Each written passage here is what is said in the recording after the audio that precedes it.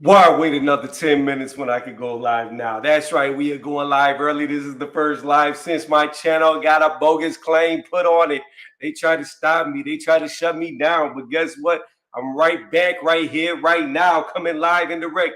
Don't know if I'll get any views. As you can see, I went from 1,000 plus every video I put out, 500 plus every video I put out, 42,000 on the video I put out to a bogus claim. Why? Because people that you think you are cool with, they sideline hate.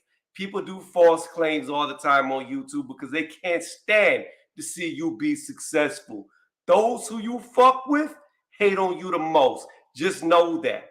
Those that you fuck with will hate on you the most. Just know that.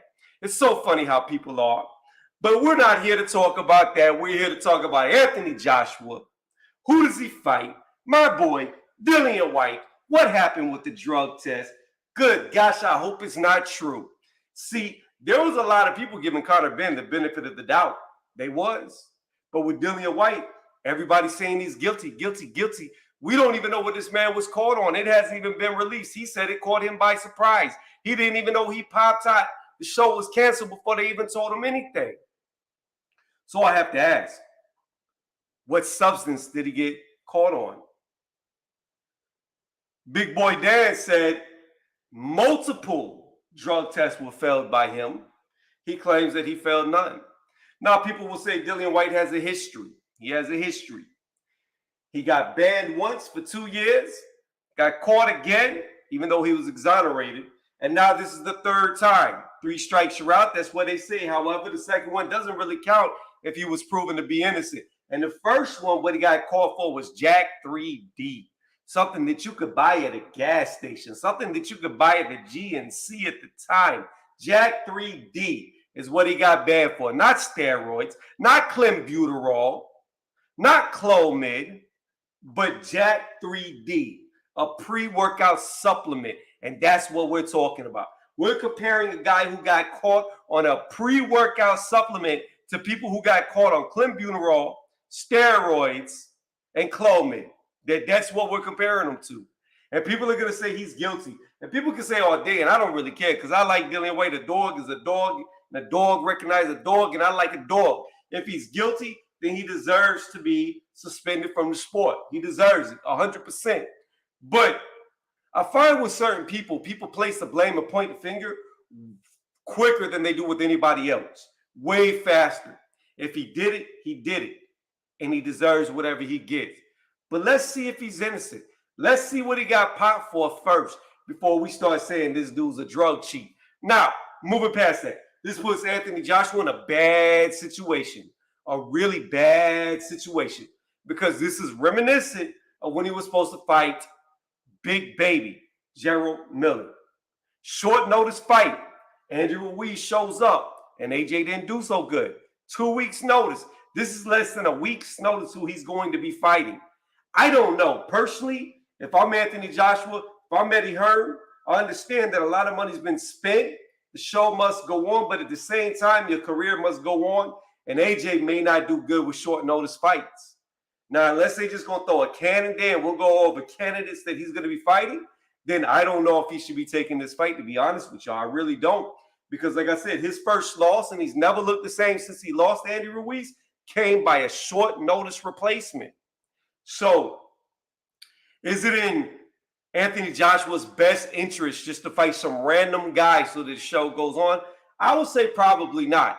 I would say that there's no harm in delaying it for a couple of weeks and then fighting whoever this replacement is going to be.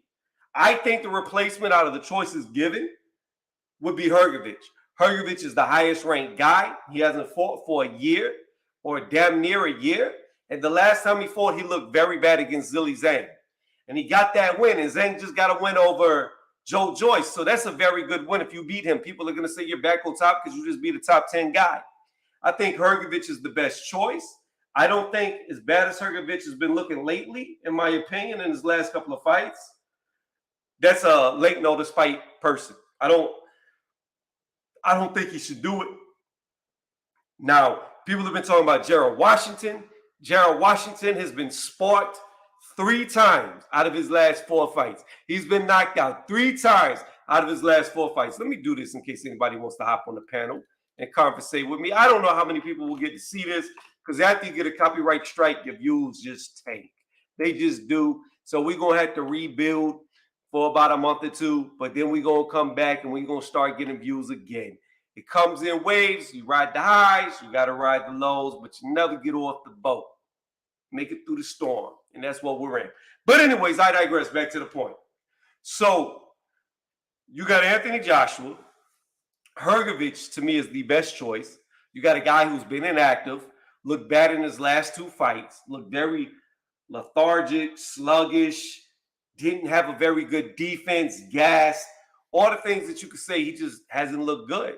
So that's a great opponent for a resume as far as the name goes. And I think he's on the decline, even though he's younger. Now, your other candidate who I mentioned before I went into my tangent was Gerald Washington. Gerald Washington, this guy really doesn't do nothing for you. In fact, I think he's coming off of 2 knockout losses.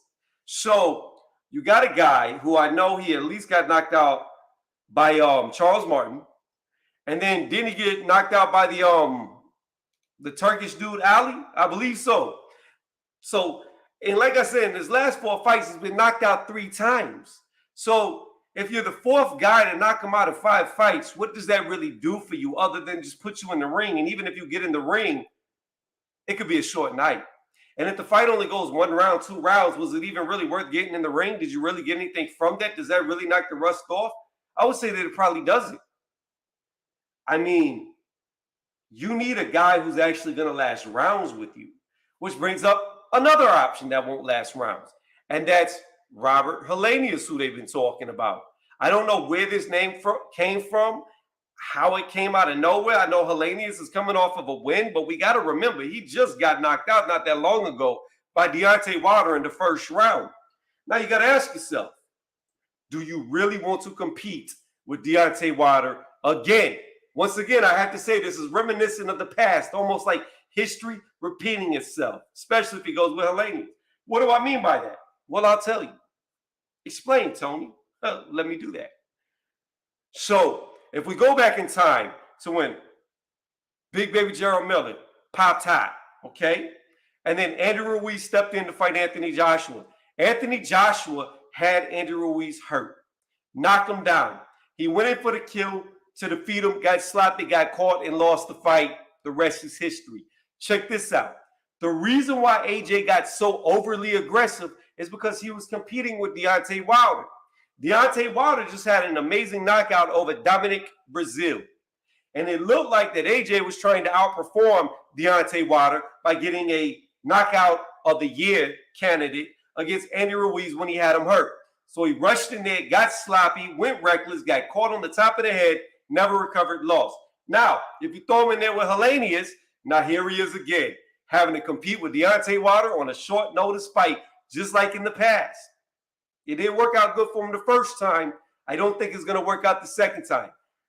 If AJ fights Helenius, he's got to knock him out in the 1st round. If he doesn't knock him out in the 1st round, all the haters are going to hate on AJ. They're going to just straight up hate. They're going to say he's not as good as Wilder. And he's going to get a lot of bashing because that fight was over the 1st time Wilder really landed. It was a pull hook counter. Boom. Helenius gone. 1st round. So I would say Helenius goes out the window. So out of the 3 that I've mentioned so far, we have Hrgovic. That's a good one. Helenius wouldn't do it. And then Gerald Washington, which is pointless. The only one that makes sense out of those 3 is Hrgovic. Now let's move on to the next one. Now you have Del Boy, Ward, Derek Chisora. That's an option they're talking about. I don't see how that does you any good if you fight Derek Chisora. Derek Chisora just got outclassed by Tyson Fury. Everybody in the world said they didn't want to see Tyson Fury fight Derek Chisora, but now it's okay for AJ to fight him. I just think business-wise, how you spin it, it's a bad look. Chisora's going to come to win. And there's no telling if Chisora gets lucky and catches AJ because he's going to fight him from the 1st round to whatever round he lasts to. Chisora doesn't come in there. He doesn't play. He's game from round 1 to the last round. However long he lasts, he's going to be trying to take your head off. Do you really want to put AJ in a fight that's really a lose-lose? If he beats Chisora, nobody wants to see it. Chisora has already been proven that he can't survive at the time, and etc. Do you want to put him in there? And then AJ beats him. What does he get? Nothing. Nobody cares. It's Chisora. Chisora's done been beat by Joseph Parker recently. He got beat by Tyson Fury. He was completely outclassed. So to me, that takes him off the table. So then you have this unknown guy that Hrgovic is supposed to fight, Dempsey McKean, who's an undefeated fighter. I don't know who he is. I ain't never seen him fight. I watch boxing. Y'all watch boxing. Maybe y'all can tell me who the fuck he is. But I don't know. Just some undefeated guy that's supposed to fight Hrgovic. That's one thing that you don't want to do. Get in there with a guy that you know nothing about, who has knockout power, because whenever I looked up his box record earlier, I think he had 14 knockouts out of like 22 fights. So you know he's got some pop on his punch. Now, are those the best of quality that he's knocking out? Probably not, but the point is he has power. Now you got a guy that you know nothing about, probably never even seen fight, never watched tape on. You're going to try to cram that in within less than a week, Tuesday to Saturday, 4 days, 3 days really, because the fourth day you fight it?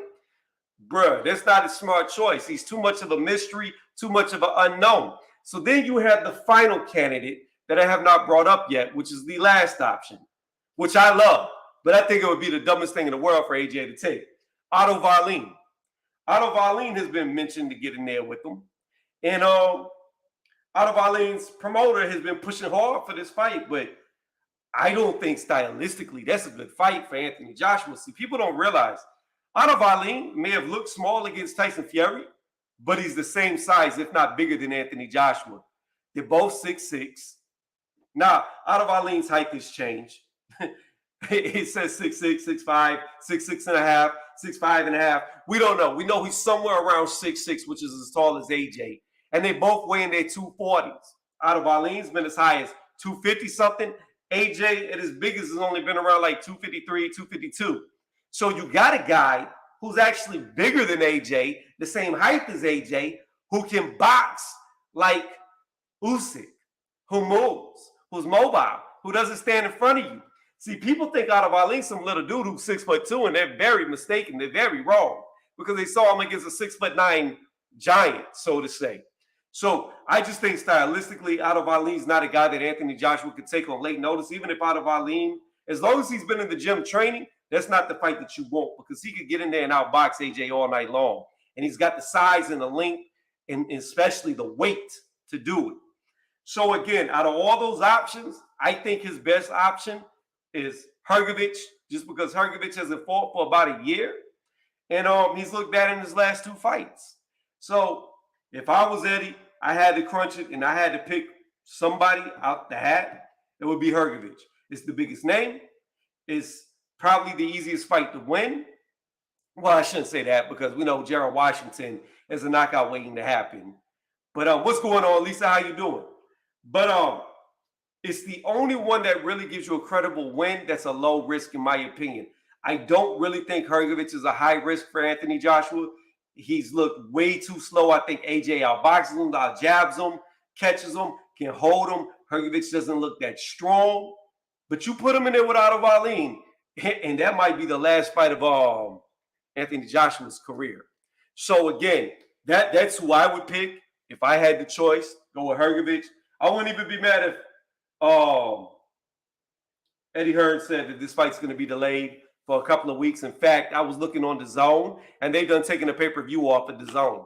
In fact, we're going to verify right now. We're going to go to DAZN, and when I was looking on the DAZN app, I didn't even see this fight advertised no more. So, yeah, don't miss Bell versus Carcosia, KSI versus Tommy Fury, Cameron versus Taylor 2. If I go to schedule and I go to this Saturday, there's not even a fight up there. So they might have already canceled the whole venue, being that it's been pulled off the zone. What's going on, AJ? How you doing? Yo, what's cracking, Tony? Been a while, man. It's been a very long while. You well? All good? Yeah, I'm good. How about yourself? Yeah, getting by, my brother. Getting by. Yeah, this boxing shit, man. Always something, ain't it? It is. I just want to know what Dillian popped for. Me too. I'm sure we'll probably find out in time. You know, time reveals everything. So, I'm just wondering. But when I heard when news of this first broke, I'm like, oh my god, how could you fuck this up? like, gee, like, seems kind of foolish for you to pull something like this, and this is your probably only biggest payday you're gonna get for a long while. You know what I mean? Well, not just that, but if he beats Anthony Joshua, that's a Deontay Wilder fight. Like, you think he would get the fight after that if he did win? yeah, I think he'd get the fight, and I think at this point, Deontay Wilder wouldn't be scared of him. Deontay Wilder would fight him and be like, all I had to do was hit this dude on the chin, and he's gone. Yeah, that's true. I still doubt it. He would probably get it after. I mean, because God knows there's probably gonna be a third fight if some shit like that happened between Fury and between Joshua and Whyte. And I don't know if I'm cut out for a trilogy. So, well, if there's no rematch clause, I don't think Dillian Whyte would give him a rematch. I think he would take that win and then. No, of course not. No, of course not. Yeah. He would try did this fight even have a rematch clause anyway? I doubt it. Yeah. But I mean, my thing is this. This is what I don't understand. Like, Eddie Hearn hid the shit for Conor Benn. He hid it. Mm-hmm. We were gonna have this fight. If it wasn't for a leaker, Conor Benn would have been in that boxing ring. Then, till this day, Eddie Hearn saying Conor Benn's innocent. He was crying in his office on the floor, so he believes him. But yet, he cancels the fight and throws Dillian Whyte out of the show without even letting Dillian Whyte know that he failed the test. Shit don't add up to me. Yeah, I mean, Dillian is obviously not one of Eddie's prize stallions, you know. I mean, he did lie to his face. Remember in the face-off between Franklin and Whyte? Like, he said out of his own mouth, he told Jermaine Franklin, if you win this fight, you're going to get you got the Joshua fight, but he lost and still got it. Yeah. So that made me laugh, but, you know. I mean, my thing is this. A lot of people call my boy Dillian a drug cheat. Mm-hmm. And my thing is this. I disagree with that. I really do. Because these same people that have called Dillian Whyte a drug cheat are Canelo fangirls. They love Canelo. He was on Clinton Raw. What they don't like to fucking mention is what he actually got caught on. Why he got a 2-year ban. It was for Jack 3D, which at that time was a fucking pre-workout supplement. Oh, yeah, I know that was the first time. Then the second time, he was cleared for the second time, wasn't he? He got cleared. Yeah. He was cleared. They said. But people still want to run around calling him a drug cheat. UCAD said that it was a tainted sample, if I remember. I don't know. There's a big fucking article that they released saying that he was innocent, that they made the mistake. He was cleared. Yep. But now we got these same people that just still say another one. I mean, they just can't keep the same energy. It is what it is. I mean, fun fact. I was actually called delusional not that long ago by a Spence fan because I picked Crawford to knock him out.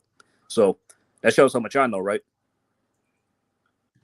I mean, for 4 or 5 years straight, I said Crawford was going to beat Spence. Then you moved the fence a few times, Tony. No. I was consistent for like 4 or 5 years straight. I always said Bud was going to win. And I got some people who was allegedly cool with me who had been shooting shots because I switched up and I said, you know what, I think Spence is going to win. After I saw the Ugas fight, I thought Spence would beat Bud. I thought it was a 50-50 fight, but I thought the work rate that Spence has, the body work, I just thought it had, and then it being a PBC card, the judges that they picked, I just saw the writing on the wall. I didn't think Bud was going to go out there and beat him like that.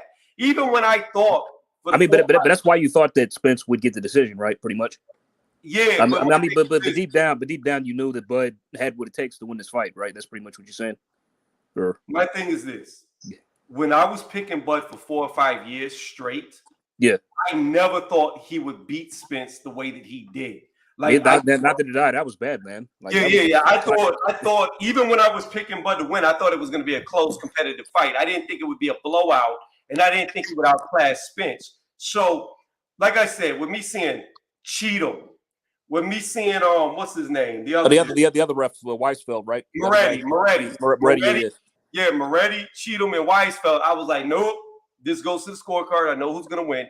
Then I know Terrence Crawford normally doesn't start fighting until the 3rd round. Then I know he's economical, and I know EJ's a volume puncher. I went with Spence. Like I thought Spence was gonna win on the scorecards. I was wrong. I made the same choice. I made the same I chose Canelo in the Bivol fight on points because I just never thought that he'd get a decision in Vegas. Yeah, I always thought that Bivol could win the fight, and he could beat him, but I just never thought he'd get the decision out there. That's the only reason I went with Canelo on points in that fight. So right. And in that fight, I picked Bivol to beat him on the scorecards. But here's the thing, though, I found so funny, AJ. You know, I've gotten a hell of a lot of these predictions right since I've done predictions. Not so many predictions lately. Yeah, your track record is pretty good. It's good. Yeah.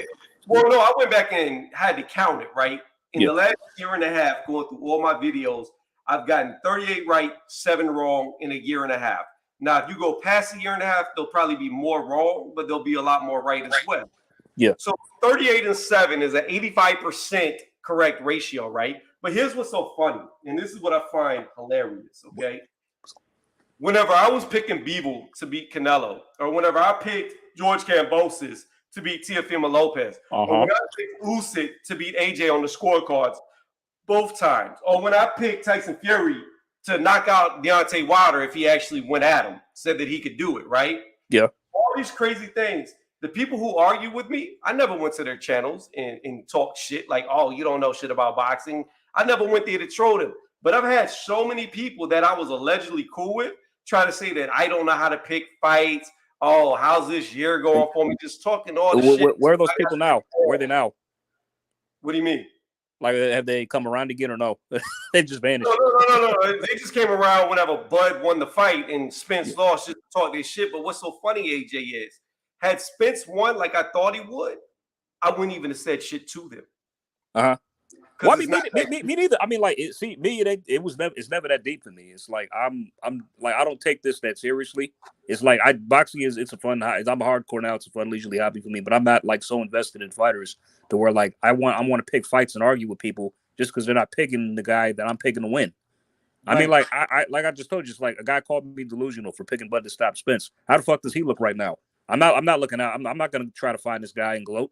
You know what I'm saying? Because I don't give a shit. It's like if you're telling me who you're gonna pick and win or why you're gonna win, okay, just leave it at that. But don't go insulting me and calling me names and just trying to discredit the fighter because, bro, like I mean that's what I'm saying. It's not that deep. It really ain't. You know what I'm saying? And I'm just, and the fallout over this fight is fucking hilarious. I knew Spence fans were gonna lose their minds, but if you get a look at Twitter, it's like it's still ongoing. Like we got Glovegate 3.0.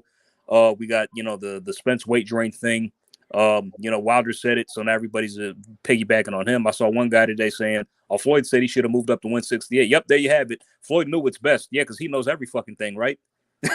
Here's my thing, AJ. Here's my thing. And I mentioned it, and it's funny because there's another channel called BFTV. And, that guy. Yeah, I know that guy is. Yeah, we've been hot and cold. We're cool now, right? But here's what's so funny about it. And the idiots who said because I picked wrong that I don't know about boxing, right? So he did a live, and I guess I caught it at the very end. And the title of the live was, "How Can Terrence Crawford Beat Earl Spence Jr.?" Right? That was like the title of the live. And whenever I came there towards the end, he was going off for somebody like nobody can tell me how he's gonna win. I've been live for like 2-3 hours and nobody's told me, right? If you go to that live and you listen to that live, I break down exactly what Crawford needed to do to win. And lo and behold, he did exactly like I made the game plan for him. I encourage you, go to his channel, find that live, go towards the end, listen to my breakdown. I picked up every flaw that EJ does, and Terrence Crawford took advantage of it.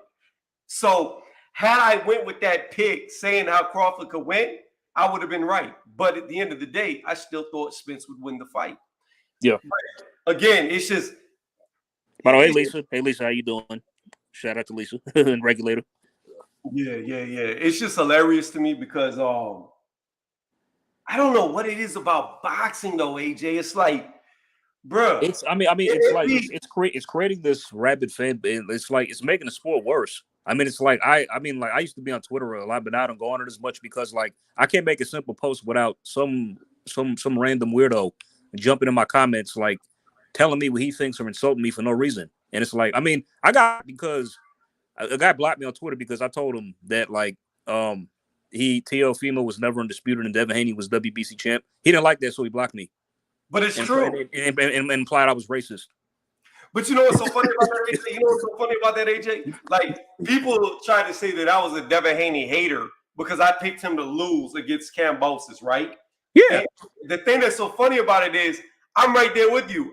I was saying that Haney's the real undisputed and T.O. was never undisputed. He never, no, you can't be undisputed if the belt was vacated. I don't care about no franchise belt. It's not real. So, like, it's just, but what still to this day, like all these years, I've started probably like 4 years, I've been doing boxing videos on a regular, right?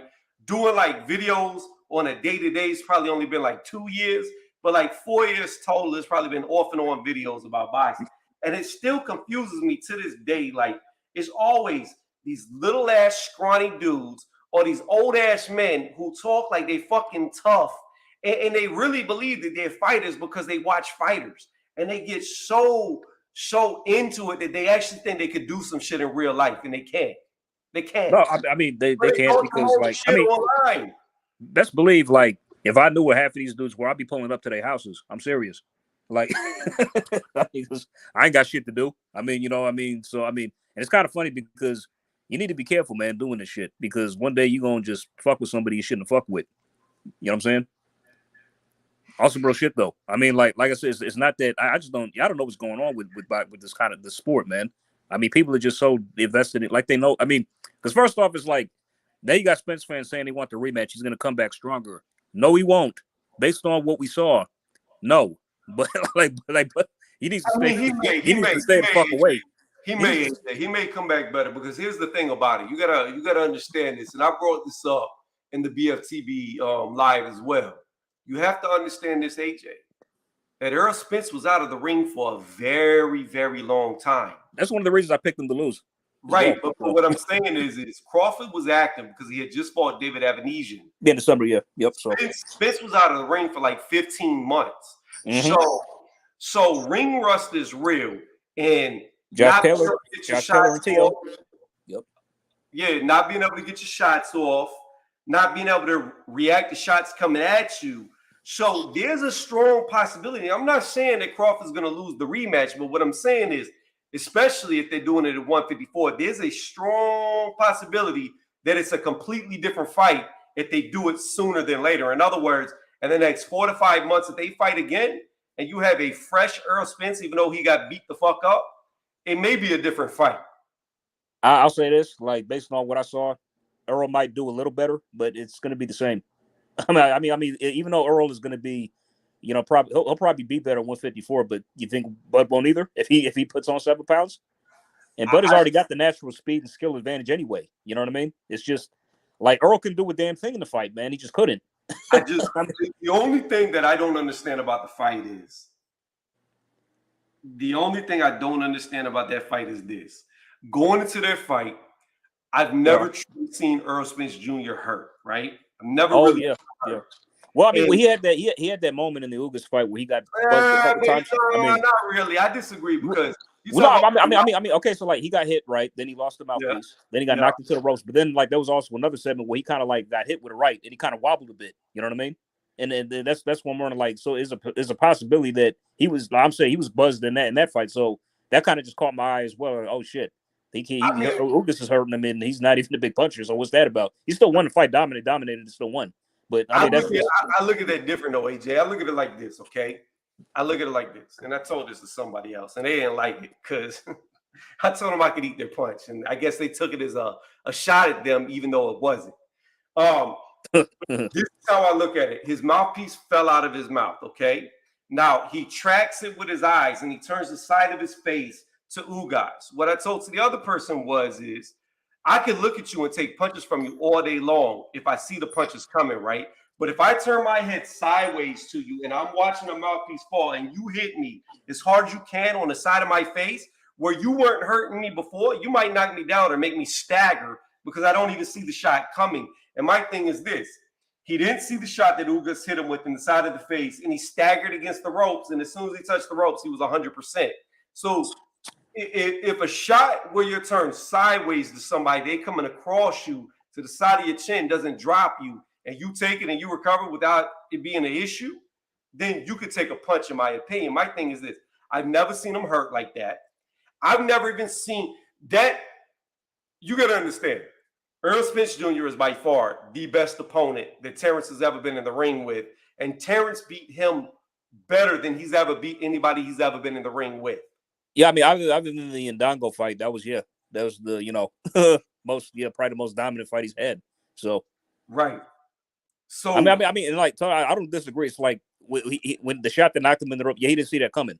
I mean, but I'm talking about like there was another point in the fight where like he was it's like his back was facing us like in the camera angle. Then like he was trading with Ugas, and Usyk kind of hit him with a right. You kind of can't see the punch. I mean from a good angle, but it's like there was a moment where he did kind of like a shake wobble a bit. You know what I mean? Where he was kind of trading. So that's just what I was talking about. I have to go back and look for that shot because I don't remember it off the top of my head. But my thing is this. I do agree with you that here's what I look at, okay? Here's what I look at.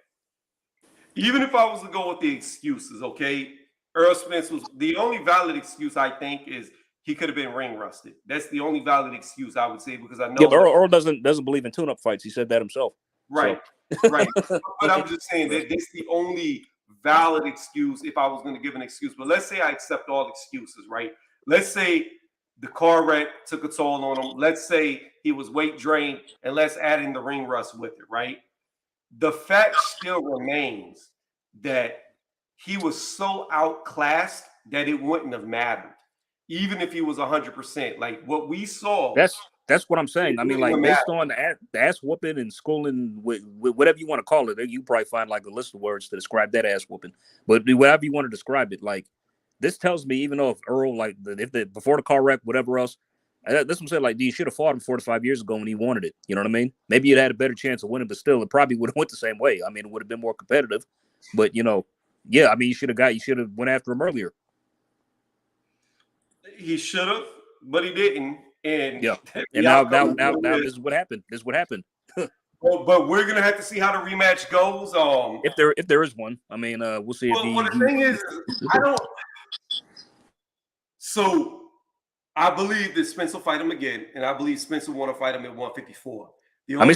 That's up for Bud to decide, though. And we'll wait to see. Right. I'm pretty sure he'll probably want to do it at 154 too, because he's talking about moving up. So But here's what you got to look at. These are the things that you got to look at real fast. Terrence wants to go to 154 and fight Charlo for undisputed, right? Not gonna happen. Yeah, but yeah. But what I'm saying is that's what he wants to do. Okay. Mm-hmm. We know that he can't fight Charlo at 154 next because Charlo's locked in with Canelo. Mm-hmm. Canelo fucked the whole thing up. So he has to take a fight in between to at least whatever's going to happen in that fight happen, right? The thing about it is, if Charlo beats Canelo, he'll never come back down to 154. He'll stay up there. If Charlo loses, I still don't think he's coming back, even if he does lose. Well, the thing about it is, if he loses, it still won't be for undisputed because I believe the WBO stripping him. Yep, they did. Yep, after the fight, they said when the fight happens, yeah, it'll be declared vacant. Then Tim is gonna be elevated. And I put it like this: like, I don't know if Charlo can beat Tim Tszyu, and I don't know if Crawford can beat Tim Tszyu. Like, I don't know. Like, Crawford is amazing. He might get in there. Tim's a tough ass, man. Tim is that dude. I rate him highly now, man. After what he's been doing. Yeah, I mean the Tony Harrison, and then the. I mean, he's probably like, honestly, I can say after he's probably like top 2, if not top 3, if not top 2, like middleweights in the world in the division. No, he's definitely number 2. Charlo number 1, him number 2. Yeah. My thing is this to me, and I started with this saying history repeating itself, talking about AJ, the short notice, how he lost all of that, competing with Deontay Wilder. To me, this is history repeating itself again. Because if you go back in time, you had Kell Brook, who was the number 1 guy. He had EJ as the mandatory. EJ won the fight for his belt. What did he do? He went up 2 weight classes, fought Triple G, got his ass whooped, came back down, lost his belt to EJ. Now you got Charlo going up 2 weight classes to fight Canelo. More than likely going to get his ass whooped. He's going to come back down, and Tim Tszyu is going to be there to take his fucking belts. Well, I mean, he's going to be stripped anyway, so the fight doesn't really need to happen then, does it? Well, he'll lose one of them. He'll still have 3. I mean, but then like Tim Tszyu is just mandatory by the way the WBO, so it's not like he has to fight him then because he has other mandos for those other belts. Right, but if he wants to be undisputed again, he'll have to fight him. Oh, yeah, I see what you're saying. Yeah, that's true. That's true. You're right. Yeah. Okay, he can do it again that way, but the question is, will he want to? That's the thing. That's why I say even if he does win or lose, he's not going to come back. You know what I mean? I mean, I hate this shit. What I really hate the most is all the Canelo fangirls, right? And I call them fangirls because that's what they are. I had so many people tell me that if Canelo did not fight David Benavidez or rematch with Bivol and fought somebody else, that they would call him a duck. And then the minute that he said he was going to fight Charlo, Jermell, the small one, not They're Jamal. not saying that. Now, of course, they're not saying that. They're all praising it. They're like, oh, it's undisputed. No, it's a dude coming from 154 fighting a guy who fights all the way up to 175. Are we fucking serious right now? I mean, well, personally, like I honestly have mixed feelings about the fight. Like I think I'm not picking Jamel to win. I think he's gonna get stopped, but I don't have an issue with it either. Like I said, mixed feelings. It's like it's like I don't mind it because like the fight's intriguing. Like I want to see how he does, and with 68, if he's actually coming to fight, not just to cash out. But then like I see an issue with it, and I don't approve of the fight because like Tim wanted his shot. I wanted to see that fight. And I don't like the Charlos that much anymore. They're kind of getting on my nerves. So, but this right here, if you made a perfect style for Canelo to look good against, that's Charlo. He's a come forward fighter, and he throws a lot of shots. Like he's perfect for a counterpuncher like Canelo. And Canelo's going to be much heavier than him, much bigger than him. Yes, he's going to be shorter, but he's going to be way bigger, way stronger. And yeah, he's been to wait longer. Yeah. So it's just what I really hope happens is after Canelo beats him, I hope the WBO enacts and forces Canelo to fight Andrade, who's now the #1 mandatory for the WBO. I hope they enact it, force him to finally fight him. And is he at 168? Is he? He is. Yeah, he's at 168. He's the #1 guy in the WBO. Okay. I hope they force it. They tell Canelo, you either fight Andrade or we're going to strip you. And I hope Andrade beats his fucking cherry's ass and retires him. That's what I hope, because I'm tired of Canelo. This dude has always been smoking mirrors to me. He's been smoking fucking mirrors to me. And people say that I hate him and blah, blah, blah, blah, blah. I don't give a fuck. It's all smoking mirrors. This dude, he has either got gifted wins or he has evaded and dodged the best guys at weight classes. That's true. Or I mean, but with Andre might not get the chance because I'm hearing talks that him and Benavidez might fight. Well, I mean, did you hear about that? I mean, that's news that's been floating around today. I think that would be dumb of him to take that fight. Well, no, it's funny you say that because I don't think Andre would do that. That's a very risky fight, honestly. It's a risky fight, but I think it's dumb for him because here's the thing about it: it's dumb for both guys because Benavidez and Andrade are both in position to fight Canelo. If that's true. If they fight each other, then one of them loses that opportunity. Yep. Yeah. So it's pointless. I mean, see, with Andre, I'm kind of like I was high on him, but it's like I've kind of lost patience because like how the Zach Parker situation, then like how you just you swerved that fight twice, then like then just this other shit, and it's like, bro, what are you doing, man? I mean, it's like he swerved that fight. It's like he took the fight. I mean, he didn't take the fight. John Ryder took it. Then Canelo fought him. Then he wants to complain that Canelo's fighting John. I'm like, bro, you serious? Like, I mean, down, AJ. Here's the problem. The problem is this. Yes. Andrade was supposed to fight Zach Parker 2 weeks before the fight. They came out and said that it would no longer be a mandatory. The winner would no longer be Canelo's mandatory. They would have to wait 14 months because now they counted the Caleb Plant as a title defense, which never even fucking happens in boxing, right?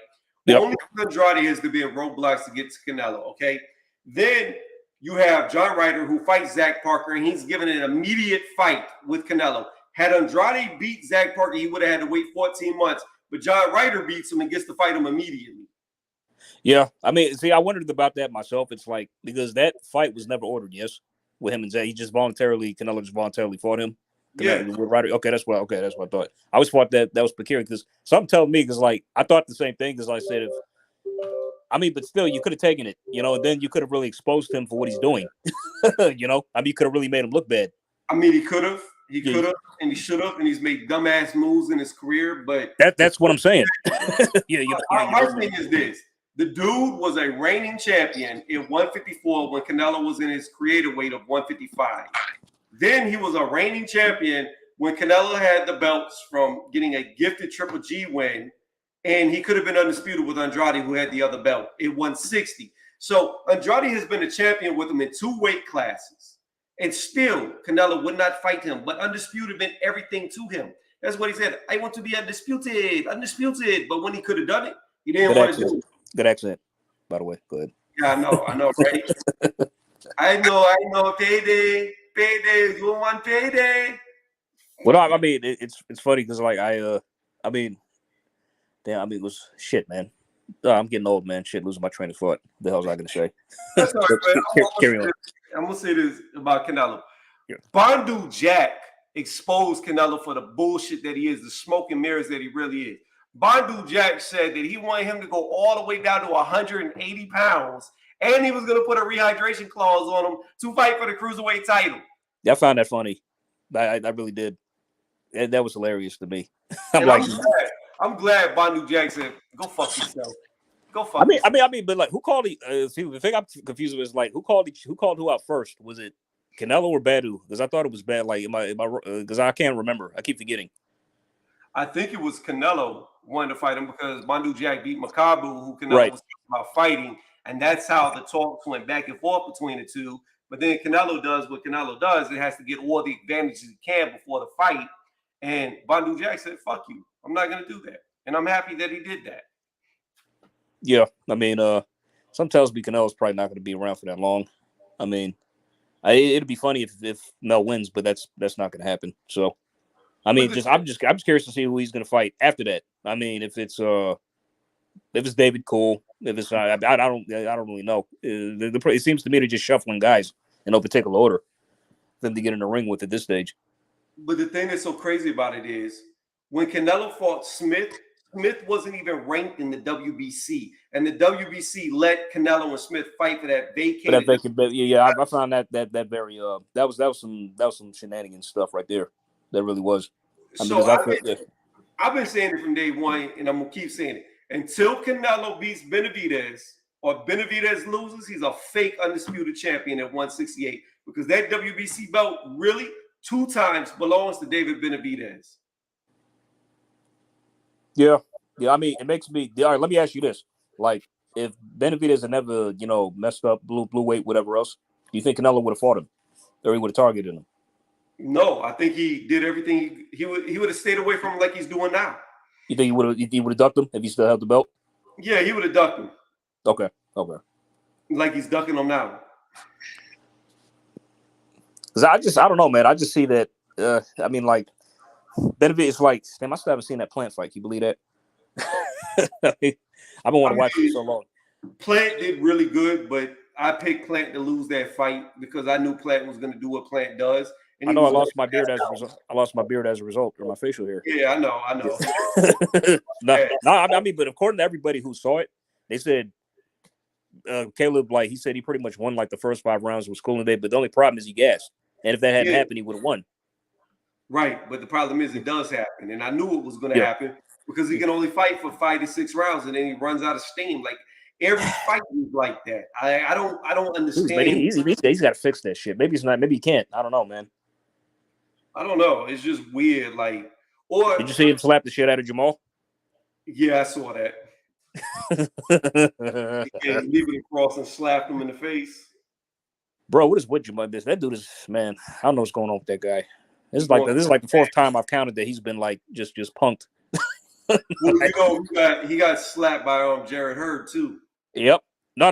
Jared Hurd slapped Jamel, and it was Jamal. No. I mean, because Hurd actually released a video on Twitter where he described what happened, and so like he was having words with then what did he say? I'm trying to sum it up. He was having words with Maul. Maul was right there in his face, and he was just trying to like keep the pill. Like I got the way did this and that, but then Mel was mouthing back like behind him, and he actually threatened Hurd's fiance.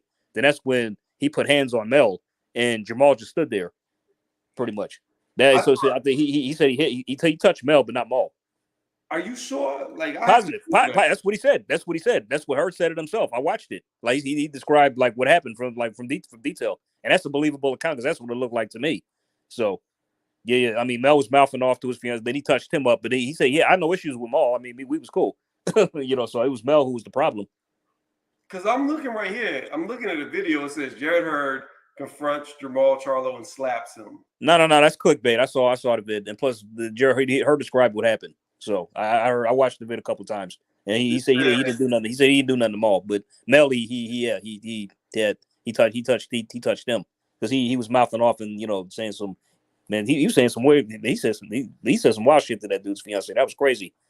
I mean, like just over some BS like that. I don't even know what started the fight. I can't remember, but that's according to her. That's what he said.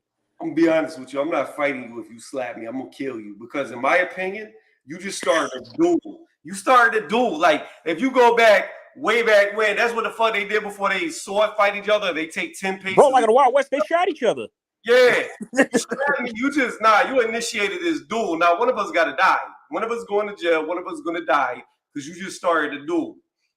Yeah, I'll be so the first time Danny Jacobs put him in his place. The second time, it was I can't recall which happened first. I think it was the Hurd situation or the Benavidez situation, but that's 2 or 3. David ran up on him and he pushed him right by security. Then the third time was the Hurd. Then the fourth time with this Caleb shit. And Caleb actually went on record today and described what happened. He released a video saying like, yeah, he just kept fucking with me, man. He wouldn't leave me alone. You know what I mean? He said he touched my face once, I let it slide, but then he did it again, and that's when I popped off on him. Yeah, I saw. He said he kept grabbing his beard. His beard, yeah.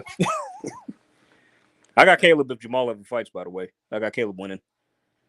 I don't know, man. I don't rate him. I don't think he's that good. Caleb? I don't think he's that. I've always said I don't think he's good. I don't think he can fight. I don't think he's good. If he can get his, I mean, he's cool. I mean, I wouldn't say he's terrible. I mean, maybe he's not maybe he's not elite per se. Maybe he's just kind of on the cusp of like world, maybe domestic. But Caleb's decent. I mean, I like his fighting style.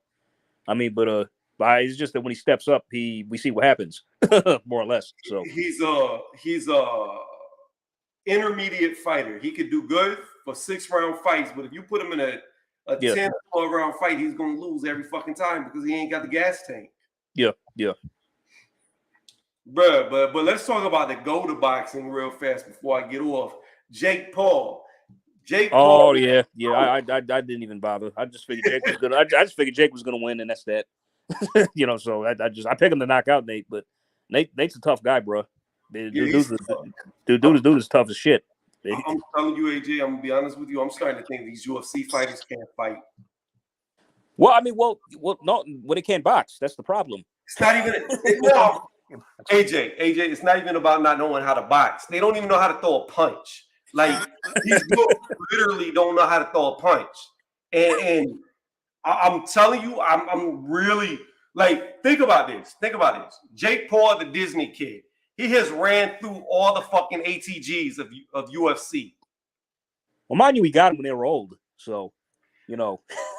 Hold on. Let's go with that. Let's go with old. Okay, let's go with old. Let's stick with that. Okay.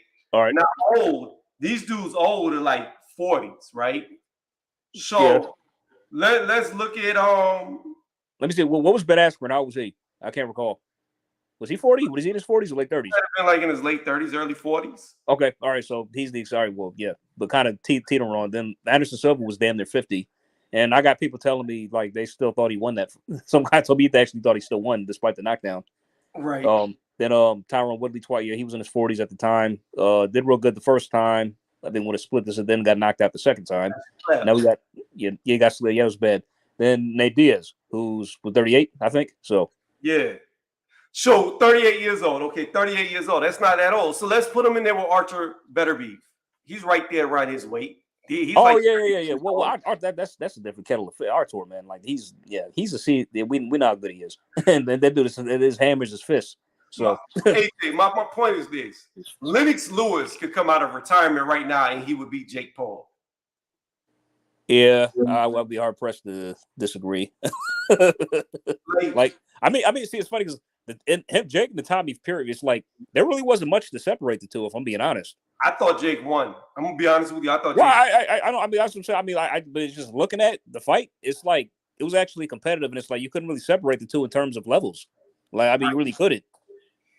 But that's my point. Like Jake, my only point is this, right? Jake Paul is a boxer. I don't care what anybody says. He's a boxer, but his level, his quality is very low. He's like a a D to C. He might be Well, like I would even say he's domestic. Honestly, at least probably he's lower than that. Like you put him in with a domestic guy, he gets beat up badly. I think he's a D plus to a C minus fighter right now in boxing, right? But bottom line is, unless he steps up against he's not going to get any better or develop. That's the problem. I mean, if you keep taking on MMA guys, you pounce on like. I'm not knocking his hustle. You're doing what you're doing, guy. But if you actually want to win a world title one day, bro, the fighting MMA, that's not going to do it. You know what I mean? Well, the thing is this. I don't mind him fighting the guys he's fighting because he had no amateur career. Yeah. I think you give him – I don't think he should even got in the ring with Tommy Fury, to be honest with you. I think you need to give him 3 to 4 more fights like he's fighting now. He just needs to be more active. He needs to be fighting 3 to 4 times a year. But give him 3 to 4 more fights and then start putting him in there with boxers who are like 1-0, 2-0, maybe 4-3. You know what I'm saying? Like, but I mean, but the thing is, like, is that feasible for him to make the kind of money he's used to making for this? I mean, because if he's going to fight nondescript opponents like that, I'm sure he's going to still want a lot of money. But the thing is, I think he'll still make a lot of money because his fans are going to pay no matter who he fights. Think so? Man, let's see what the pay-per-view numbers did. That's what I'm curious. That's what I'm curious about because, like, I don't think those have been doing that good lately. Let me see. What was the because I think the Tyro that tanked bad. I heard that didn't sell nothing hardly. But I forget what the Silver fight did. But yeah, let's see how this does first. I guess then we'll know. So the one with Tommy, that was the biggest. Would that do like So they're assuming right now that it's somewhere in between 850K to 1 million buys. This one with Diaz? Yeah, Jake Paul. Yes. The estimated buys is in between 850 to 1 million. Oh shit! Okay. So he did more ticket sales than Errol Spence and Terrence Crawford. Yes, he did. Wow. But I mean, but honestly, I think that Diaz probably helped that too as well. I mean, he could have. But because I think it was a pro Diaz crowd up in Dallas. Like there was mostly a lot of people, and then also that could have translated to people who bought the fight. You know. So just Diaz fans probably hoping he caused the upset. I know he wouldn't though. So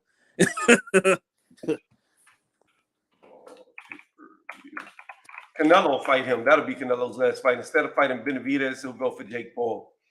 You think? I don't. He keeps calling him out. Who, Jake Paul?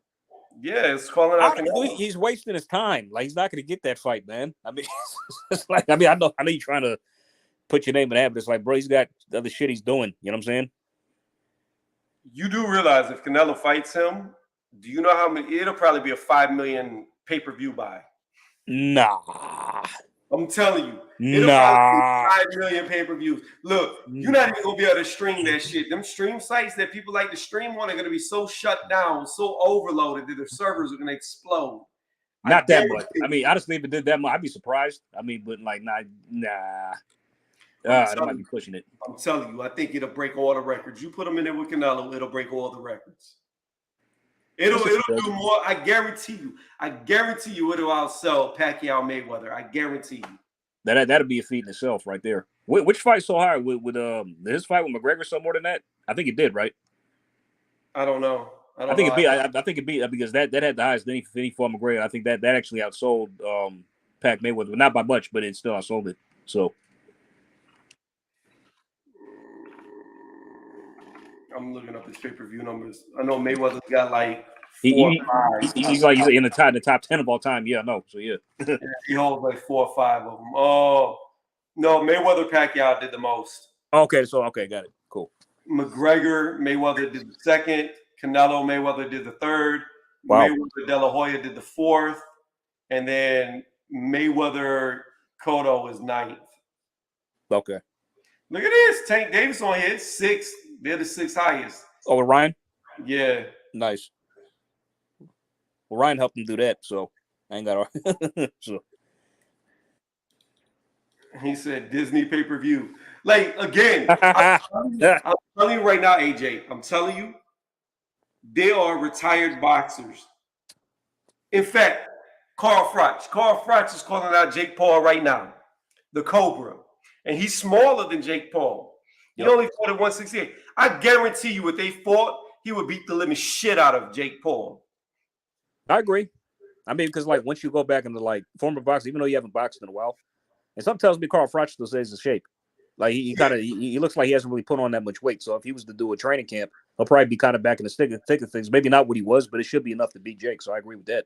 But this is my point. Yeah. If you get semi or 40-year-old retired boxers, right? Jake Paul's not gonna win. He's not. But these guys from the UFC, he is running through them. They're not even, he's running through them. They don't, like, bruh, I watched the Jake Paul Nate Diaz fight. This dude didn't know how to throw punches. He didn't turn over his fist. He had no range, no mid game. I saw Nate Diaz and Trent do his pad work look terrible. So I have to take that. It's like how you, my thing is this. Punching's not everything, okay? Yes, you can kick. Yes, you can grapple. Yes, you can choke. But how do you become a legend and you don't even know how to throw a punch? I was saying, because I think as an MMA, it's like there's so much other stuff you can do besides punching that it's not really emphasized much. You know what I'm saying? I don't think they can fight. I don't because think because like in boxing, the only thing you use really is your hands and your feet. You know, I mean, feet the move, but more you use your hands. You know what I'm saying? And if you train in all other aspects of MMA besides not punching, then it's like then that's how it's gonna look. I don't think they can fight. I really don't believe they can fight. I truly believe that a fringe level boxer may be able to get in there with a UFC champion and just piece them up. Oh no, I agree with that. I mean, I don't think they can fight. Jake Paul has made me lose all belief in MMA fighters. I don't think they can fight. I don't think they know how to fight. I think guys who get it, I'm really, and I hate to talk like this because I respect all fighters, but I look at it like this. I think guys who get into MMA are guys who are not good enough to box, and the people that they're looking good against are just shitty fighters like them, and they're just the king of shit. They're just shit. They're shit. You still, it doesn't matter if you're the king of shit, you're still shit. And I don't think they can fight. Yeah. I mean, but being able to fight is because we just say they don't know how to box per se. Because, like, let's just say in a street fight, who knows what could happen? You know what I'm saying? I don't think they could fight. Like, I don't care if it's a street fight. I don't care if it's a cage fight. I don't care if it's a barbecue fight by the grill. I don't think they can fight. I think they would get pieced up so fucking bad that they can't fight. Oh shit! Sorry, it's funny. I truly believe they can't. The only hope they have is to tackle somebody. That's it. But if you I guess we don't need to discuss how Fury and Ngannou's going to go, right? Oh, Fury's going to fuck him up. But it's going to sell. I guarantee. No. I won't be paying for it, but yeah, it'll still sell. I guarantee you, it's going to do 1 million pay-per-view buys. I guarantee you. I mean, because if that happens, he's never going to fight Usyk after that. So no, he's going to fight Usyk, but you know what's going to happen? After Usyk fights Daniel Dubois and that shit doesn't sell at all and it flops, Tyson Fury's going to fight him for 10%. Yeah, well, I feel like Fury is the A side, but for me, it's like it's still the biggest money fight out there for. That's what I'm saying. I mean, it's like you, no matter what the percentage is, you're still going to make a lot. So yeah, outside of Tyson Fury facing Anthony Joshua, Usyk has always been the second biggest money option for him by far, and for legacy, I think. I disagree. The biggest money option for him is who he's fighting, Ngannou. I'll be honest, bro. I mean, I've seen Ngannou's numbers when he fought on pay-per-view in the UFC, and they're not really anything special, to be honest. Jimmy, you don't know how dumb MMA fans are. They think these fighters can fight, and I've come to the realization watching Jake Paul beat all their ass that they can't fight. And these people are delusional. They thought Conor McGregor was going to knock out Mayweather. Yeah. Like, do you forget that these MMA fans were arguing with people who watch boxing about how Conor was going to knock him out? Yeah, I made good money off that fight, actually. I actually bet a lot on Conor McGregor. Yeah. I mean, no, casuals. But Conor McGregor is a crossover superstar. Even Nate Diaz has a strong following. I feel like maybe if it was John Jones, this would have been a mega event. But a guy like Ngannou, you're talking about a French dude from who moved over from Cameroon. I mean, I'm not sure what kind of built-in audience he's He got. is the UFC heavyweight champion. He was. No, He was. he is the reigning UFC heavyweight champion. That shit that John Jones has is a fucking plastic belt. It ain't real. Well, Damn. bro, I mean, at the end of the day, John Jones, I know what you're saying. I mean, that's debatable, but No, it's not debatable. There's no debate. Like John Jones beat the guy that Ngannou beat to win a title that the guy didn't even have. no, it was for the vacant title. So basically, Right. But John Jones beat the guy that Ngannou had already beat. Yeah, bro. So what happened was when Ngannou left the UFC, that Gain guy became the #1 contender. You know what happened, Jimmy. But what I'm telling you is Ngannou had already beat the shit out of Gaines. He already beat him. Gaines isn't a champion. He already lost to the real champion, the guy who walked away with the belt. That's the real, the lineal, the fat guy like Tyson Fury. The real champion is Francis Ngannou, period. You can say that. You can say that he's still the top heavyweight in the MMA world, but I still feel Fury versus Usyk is the bigger legacy fight, because it's undisputed heavyweight championship. We're talking money. We're not talking legacy. We're talking money. Oh. As far as money, bro, I don't know if Ngannou is a bigger draw or a bigger star than Usyk. I mean, Usyk's been involved in some crazy events with Joshua. We're talking about sold-out stadiums, massive pay-per-views. Jimmy, we're going to find out. We're going to find out because he's fighting very soon against Daniel Dubois. We're going to see what his numbers really are. We get to watch it for free on ESPN Plus, so there's that. Yeah, I think, to be fair, though, I originally wasn't going to watch it, if I'm being honest, but since ESPN Plus is going to show, I'm going to tune into it. So, me personally, bro, I just feel like Fury's never wanted that fight because if you can keep making 50 million for beating up, cab drivers like Ngannou, or make 30 million to beat up scrubs like Chisora, why fight Usyk in a dangerous fight? Why? Get risk it. It's not dangerous. It's not dangerous. Yeah, we all know you haven't won it, Tony. We know. So, Look. I've got my picks wrong. Like, 2022 was a good year. It was a good year. Gosh damn, pop the champagne. I look like a damn oracle. I look like no shit. 2022. 2023 is good. But just like Kambosos was going to beat Haney, not once but twice. Hey. Nah. Though, I got mine wrong too. So I go. Yeah, but that was 2023. So like I said, 2022 was a good year. It was a good year. 2023. Let me ask y'all this right quick. Zhang Joyce too. Who y'all got? I don't know. I got to see how much Joe Joyce weighs. Okay. If Joe Joyce comes in 280, he's gonna beat him. He'll beat him. He would have beat him in that fight. They took the fight from him because Zhang was gassed. He was done. It was over. All that eye was with that eye. I mean, what about that eye? See, this is why. Look, I lost all respect for what's his name, Donaire, because of Rachel.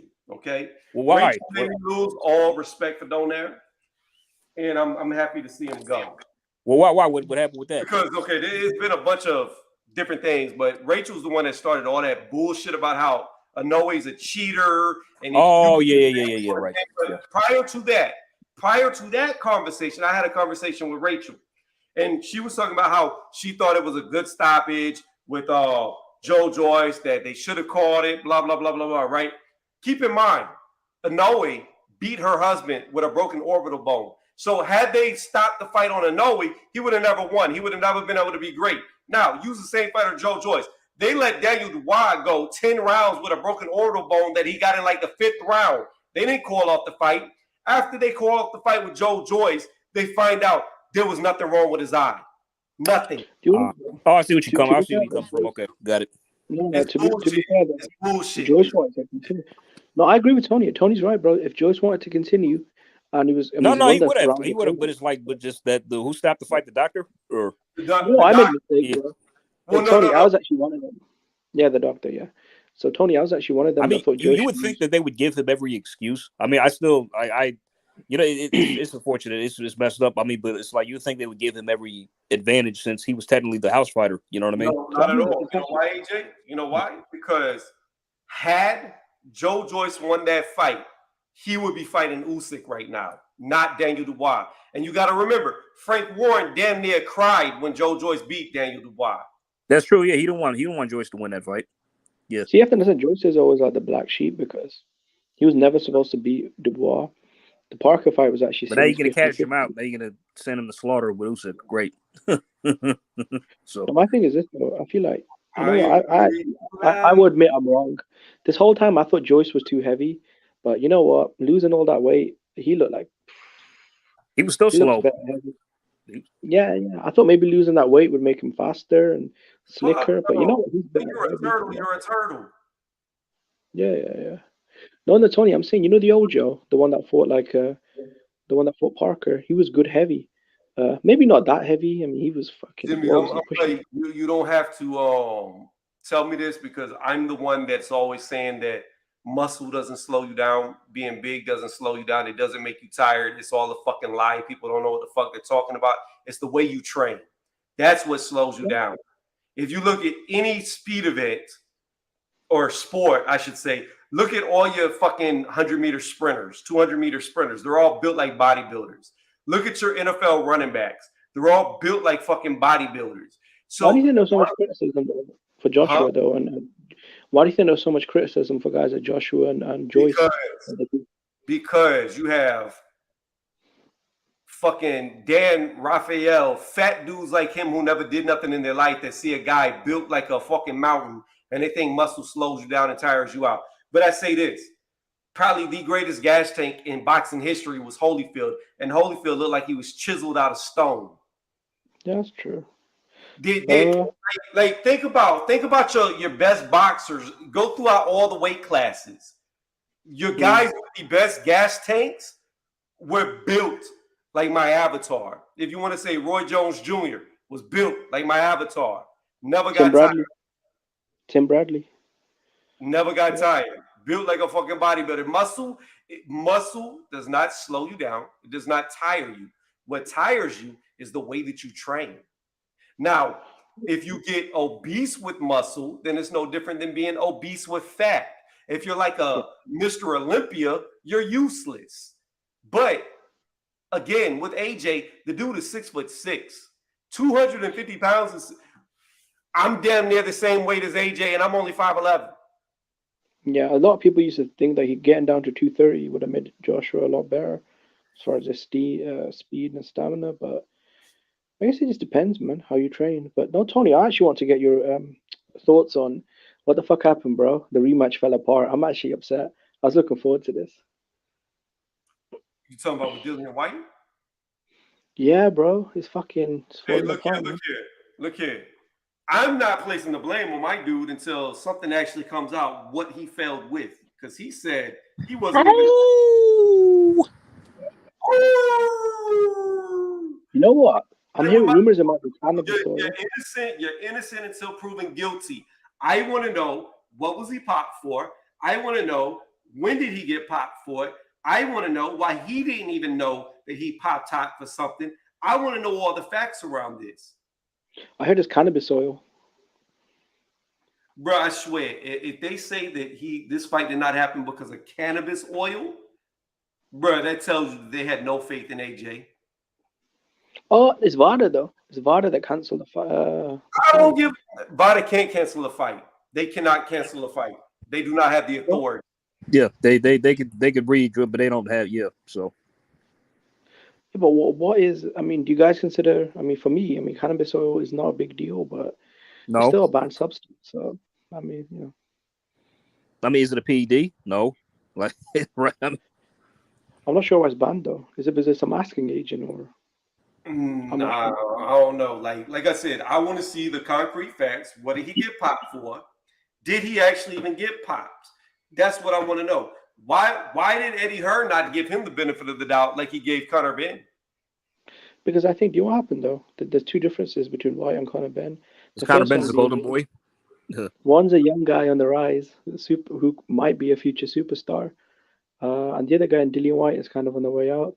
And number two, Eddie Hearn got dragged through the mud in the media for nearly a year after that Conor Ben situation. I think Eddie Hearn's just become a bit of a pussy when it comes to this now. So as soon as the drug test came up red, he said to cancel the fight. You have no idea in the UK, Eddie Hearn was drugged from the mud. Literally, I'm talking about piss. I seen Talk Sports, Simon Jordan going in on him. I've seen all that. Sky Sports, everyone, Sky Sports, BBC Hey, Sport. Tony, let me ask you something. Yeah. You seen the Guardians of the Galaxy movies, right? Yeah. You know those gold people, the Sovereign? Yeah. Isn't that what Simon Jordan looks like? A little bit, man. I swear, I can't. Every time I see him, I just see the blonde hair with like just gold skin. It just, what the hell? He looks like one of these Sovereign dudes. When those two guys argue, bro, it's funny because, bro, it's funny. Fucking hell, Tony, man. Well, when those two guys argue, it's crazy because they argue and about who's gotten the bigger handouts in life. Yeah, not like when Frank comes in there. They don't want to get the lunch money taken. Let's just say that. Yeah, so, bully. To be fair, though, Frank Warren is a bit of a bully, though. If I'm honest, though, because like when people bullies ask need to be legit, brought down a peg, bro. It's like you ain't gonna talk to me like no fucking way you want. You know what I'm saying? Like with your old crusty ass. How's the refund gonna work? So fans that paid thousands of dollars for like ringside tickets, hotels, all that, yada yada. So what about the pay-per-views, bro? This was pay-per-view. So what about the dudes that have already paid pre-purchased the pay-per-view? Like maybe £500,000. I don't even know if this fight continues. They taking it off the zone. Yeah, because Tony, how do the refunds work? So let's say 500,000 fans that purchased the pay-per-view, because we're on the final week, right? So probably half the fans are bought in advance. So what happens to the 500,000 fans that paid for the fight on pay-per-view, or the 20,000 fans that bought the tickets, spending thousands of dollars? Like, how do they give all of that back? Well, the thing about it is, if AJ fights somebody, they don't have to give anything back. It is what it is. You paid to see AJ, you're seeing AJ. If the fight doesn't happen, then they'll have to refund the tickets, or they could do some bullshit and be like, it's postponed. You're not going to get a refund, but you don't have to pay for the next one.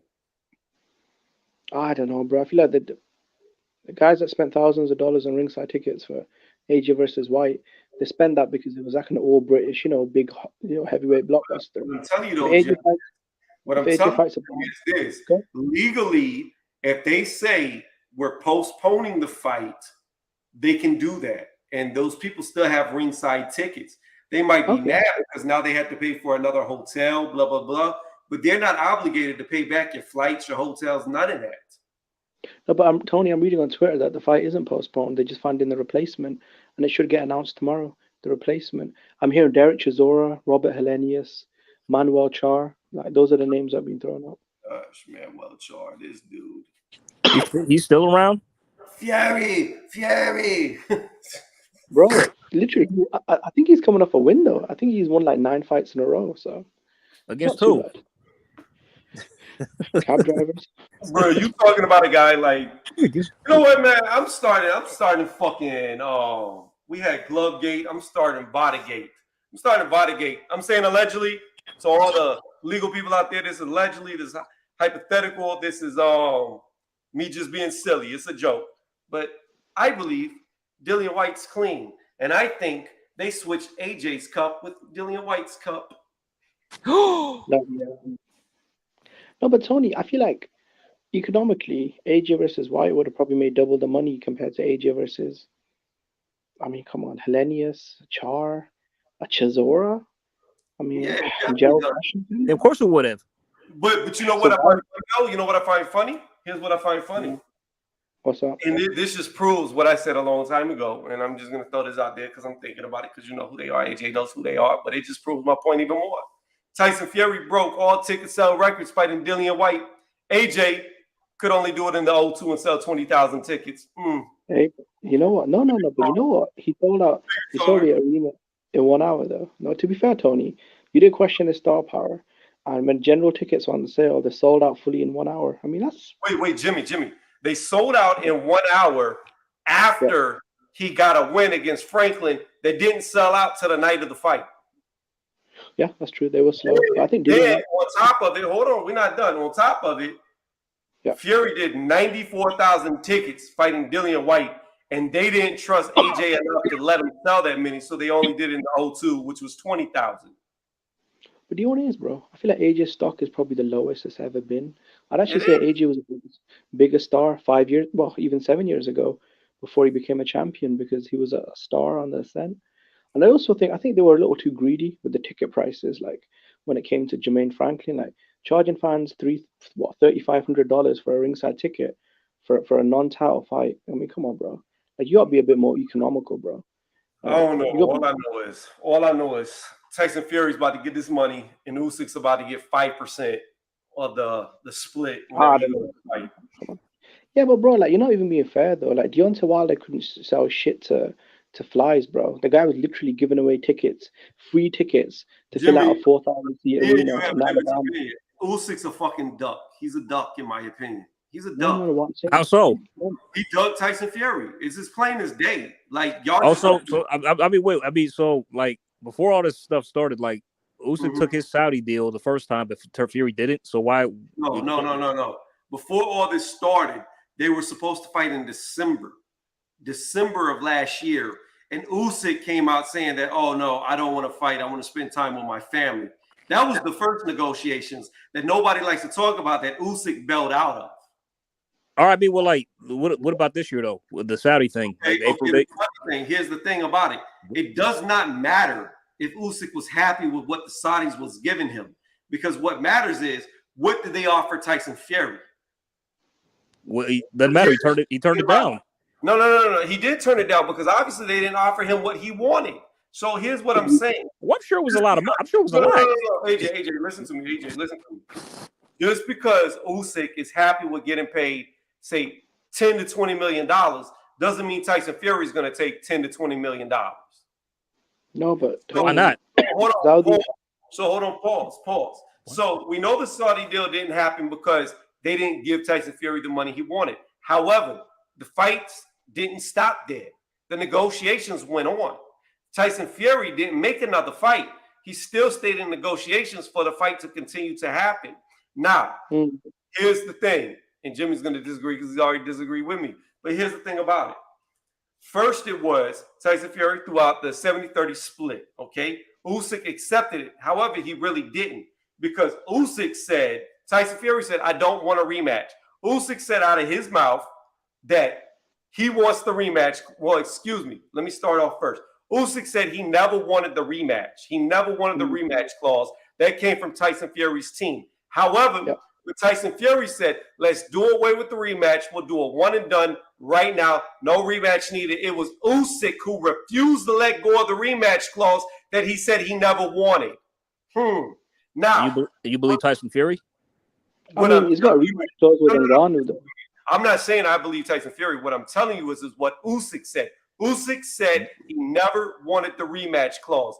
Usyk also said he's not going to fight Tyson Fury without the rematch clause that he said earlier he never wanted. There's that. He never said that. Hold on. Here's what you also don't realize. The 70-30 was not truly agreed to because the flip side to the coin was it was only agreed to if in that rematch that Usyk never wanted that he's forcing on Tyson Fury, he gets 70-30 in the rematch. Now, they tried to go away with that and do 50-50 in the rematch. Frank Warren was talking to Khrushchev on Talk Sport, trying to get the fight made. They were still trying to get the fight made. And it was Usyk that pulled out of the fight, not Tyson Fury. It was Usyk that pulled out of it twice. Yeah. This is plain as Usyk's the one playing games. Someone's because playing the Fury. I like Fury shenanigans. No, I like Fury more, right, than Usyk, right? But I gotta keep it real. Tyson Fury does have a history of lying, bro. This is the same guy that said, I won't fight Usyk unless they pay me $500 million. I want not a penny less. Me, you, everyone knows. He also said to fight Joshua for free at Wembley. There's no one. Listen to what I told you. No, let me. Because what you're saying is not applicable. What you're saying is not applicable to me. No, it's not, because I just said to AJ, I'm not going off of what Tyson Fury said. I'm going off what Usyk said. So unless you're going to tell me unless you're going to tell me that Usyk's a liar, then you don't have nothing to tell me. Well, I mean, you can't be a liar. Look, both teams said they didn't want a rematch clause, right?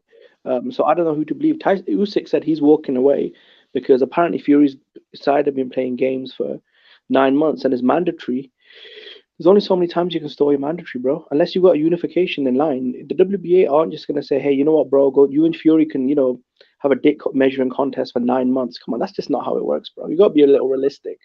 The mandatories are due. All I know is No, no. Let me just land the plane. I just need 30 seconds. go ahead, land your plane, because I'm Yeah, gonna bring it right back off the ground. yeah. Well, that's yet to be seen. What I'm trying to say, bro, is at the end of the day, Tyson Fury does have a history of not fighting the number one guy in the division, bro. When he came back, when Joshua had all the belts, when he was undefeated, he took less money to fight Wilder. Cool. Now Usyk's number one. He's got all the belts, the dangerous fight out there. He's going around recycling Chisora and now fighting, wrestlers from WWE or whatever. Well, Tyson Fury is a very good fighter, bro, but he has a history of lying, moving the goalposts, and cherry picking. Otto Wallin, Tom Schwartz, Derek Chisora. Nothing about his resume suggests that he's running to the fire, bro.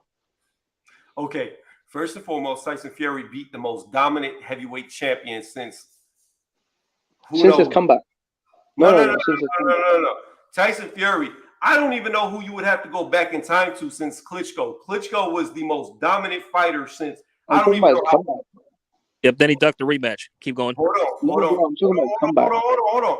Tyson Fury dethroned the most dominant heavyweight champion, and we'd have to go, I don't know how far back. A guy who reigned, beat everybody. Tyson Fury stopped that reign. When he wasn't the money man.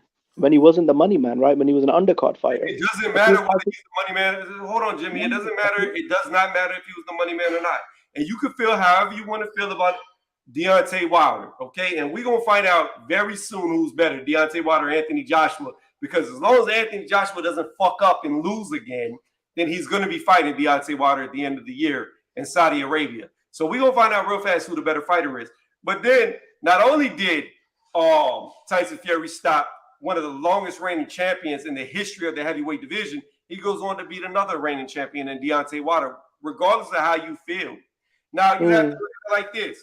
You could say that AJ was the number one guy, but people will argue with you and say that Deontay Wilder was always better than AJ. No, that's not factually true. You said Tyson Fury could have fought the number one guy, Anthony Joshua. He was the number one guy. Yeah, he was the number one. I don't disagree with you because he had 3 out of the 4 major titles. However, no, all the rankings had a number one, bro. Hold on. No, however, on the flip side, on the flip side of the coin, you will have people that will argue with you and tell you that the WBC is the most prestige belt, and that guy is the real champion. And Deontay Wilder was the real. Let me finish. Deontay Wilder was the real top guy. You will have people that argue with that. However, no.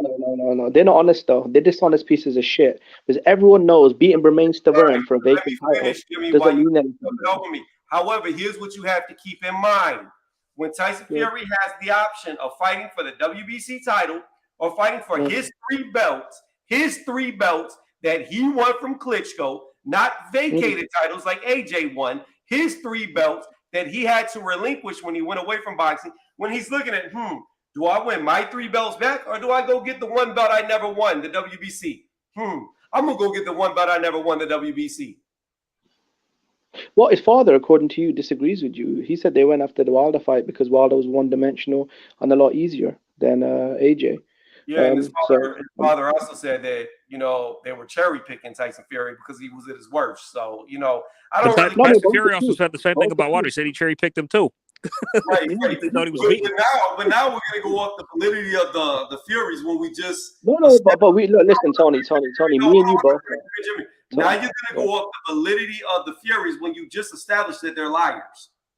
It's not about lying, bro. I'm saying they agree with what I'm saying, though. My point is this, though, Tony.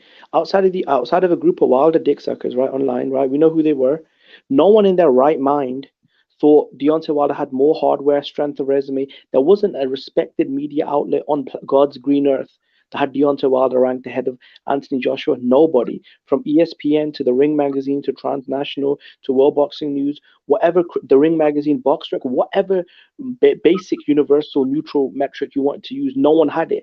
There were a group of, what you call them, the LGBT or whatever they were, right? A couple of them, a couple of dick suckers online. Outside of them, who no one gave a fuck about, no self-respecting media outlet, no neutral group of fans, whether it was Twitter polls, no one had Wilder ahead of AJ, bro. Nobody. Because he destroyed Tyson Fury's legacy winning Klitschko. You wiped out multiple guys in the top 5. You wiped out. What? No, hold. Just let me. You wiped out multiple guys in the top 10. I got you. I always had AJ number 1 because he had 3 out of the 4 titles. But what I'm Olympic gold versus Olympic bronze, bro. There was no comparison. One guy was a bronze medalist. The other guy was a gold medalist. One guy had 1 belt. The other guy had 3 belts. That's nice. But what I'm telling you is, I'm in America. I live in America.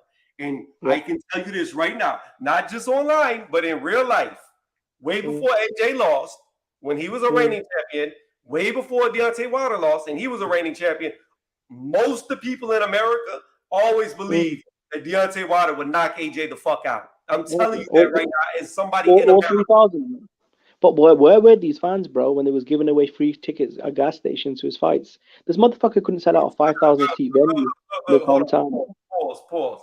You're talking about ticket sales versus who would win a fight. Just because you can sell more tickets doesn't mean you're going to win a fight. Why was he the favorite? Why was he the favorite, though? Anthony Joshua was the Las Vegas favorite heading into the Deontay Wilder fight, bro. When they were started talking after AJ knocked out Povetkin and Wilder knocked out, when he turned down the $100 million contract from the Zone, why did Las Vegas have AJ as the favorite then, if what you're saying is true?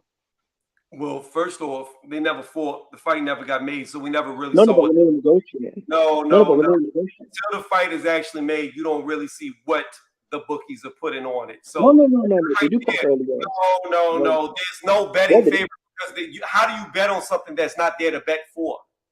No. It's when Kell Brook got knocked out by Terence Crawford. Right away, ESPN put the graphic of the Las Vegas bet and go. Jimmy. No, hold on. That's true though. How do you bet on something? How do you bet on something that's not there to be bet for? The Las Vegas still has early odds on the fight, bro. You can't actually go and put money down, but they'll give you early odds on the fight, bro. And just like when Terence Crawford... No. Go watch Kell Brook versus Terence Crawford. Let me say this again. Crawford knocked out... No. I'm telling you. I'm not lying, bro. I'm not lying. It's true. It happens. You're not answering my question. I want you to answer my question. How do you bet on something that's not there to be bet for? It's not about... You can't bet on the fight, bro. But Tony, like, it was there, but we just couldn't see it. No. But it wasn't because listen to me. I'm gonna give you an example because he's. Tony, I'm playing. I'm fucking around playing. I'm playing. No. I got you. No. You guys keep cutting me off because I'm trying to give you receipts, and you guys are cutting me off. All right. Because what you're saying is bullshit. Because listen to me. No, it's not bullshit. No, listen to me. It is bullshit because I'm gonna tell you why. No. Okay, listen to me. After the fight was made with Earl Spence Jr. and Terence Crawford, this is after it was made. Crawford was a plus 500 betting odds, okay? He was plus 500 when the fight got signed. However, by fight night, he was only plus 125. The odds changed. What I'm telling you is, those fake imaginary numbers, the minute the fight gets signed, all that's going to change. It's not reflective of reality.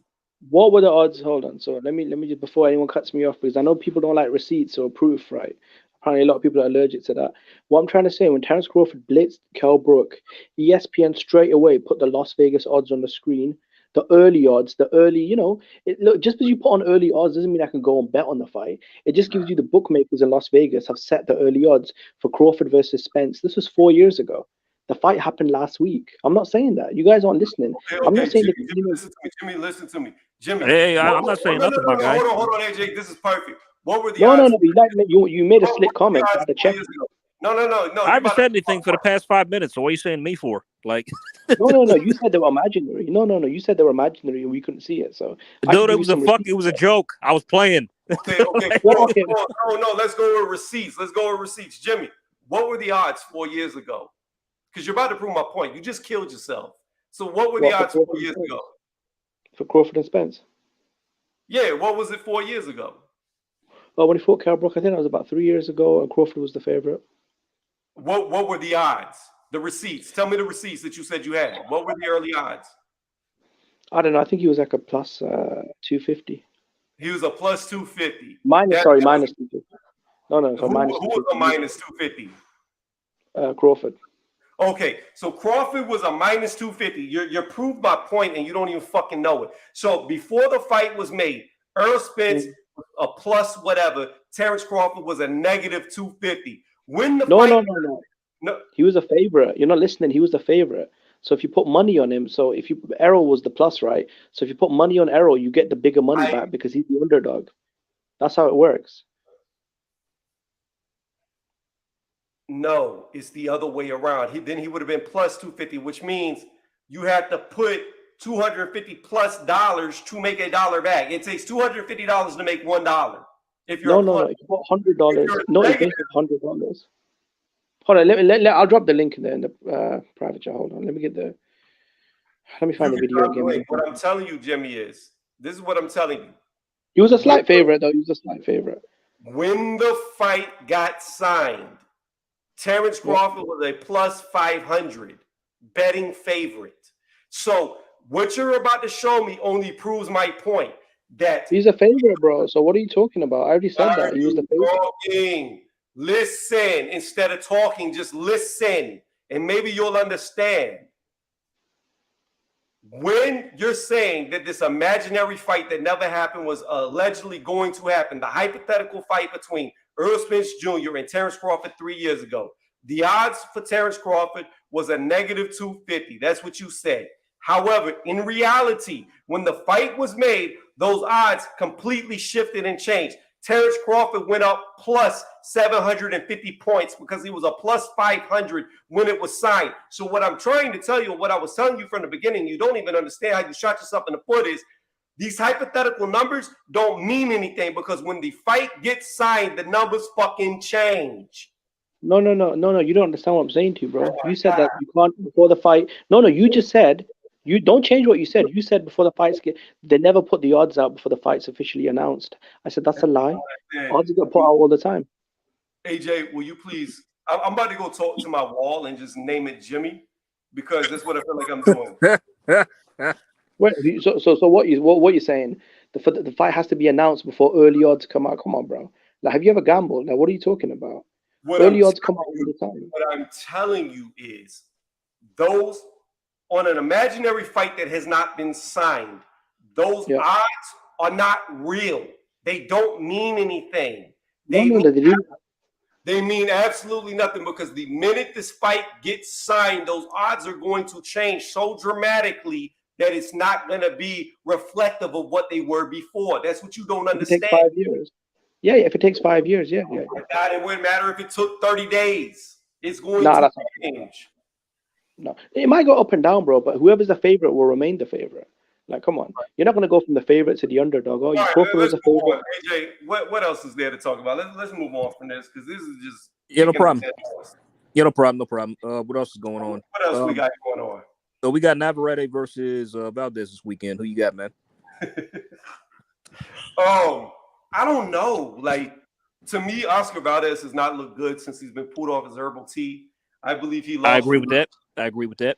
Yeah, I thought he lost to Kansei Sao, and you saw what Shakur did to him. However, Navarrete, all he does is drink beer and eat chicken. He doesn't even train. So, you know, I mean, he's such a. It's like for a guy that has like really much like he pretty much has a skinny dad bod. That's what he has. Yeah. I mean, it's like for a guy to look like that, he's very dominant.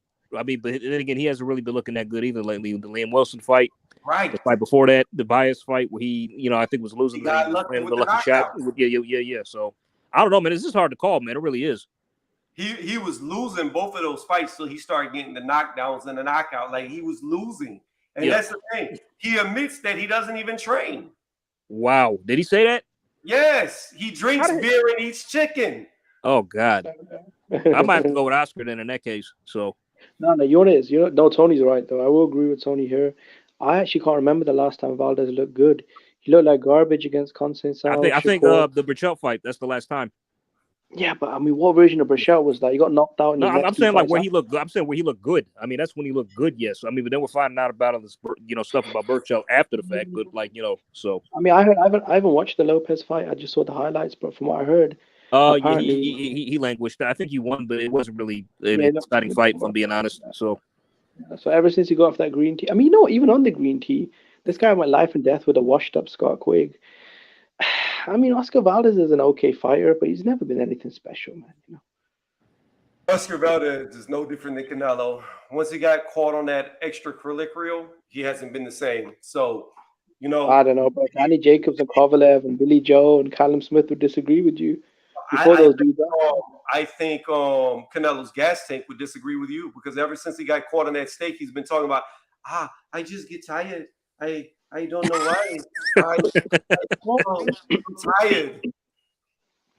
No, in the was it the Bivol fight? He said he was tired. Come on, that was the only fight he said he was tired.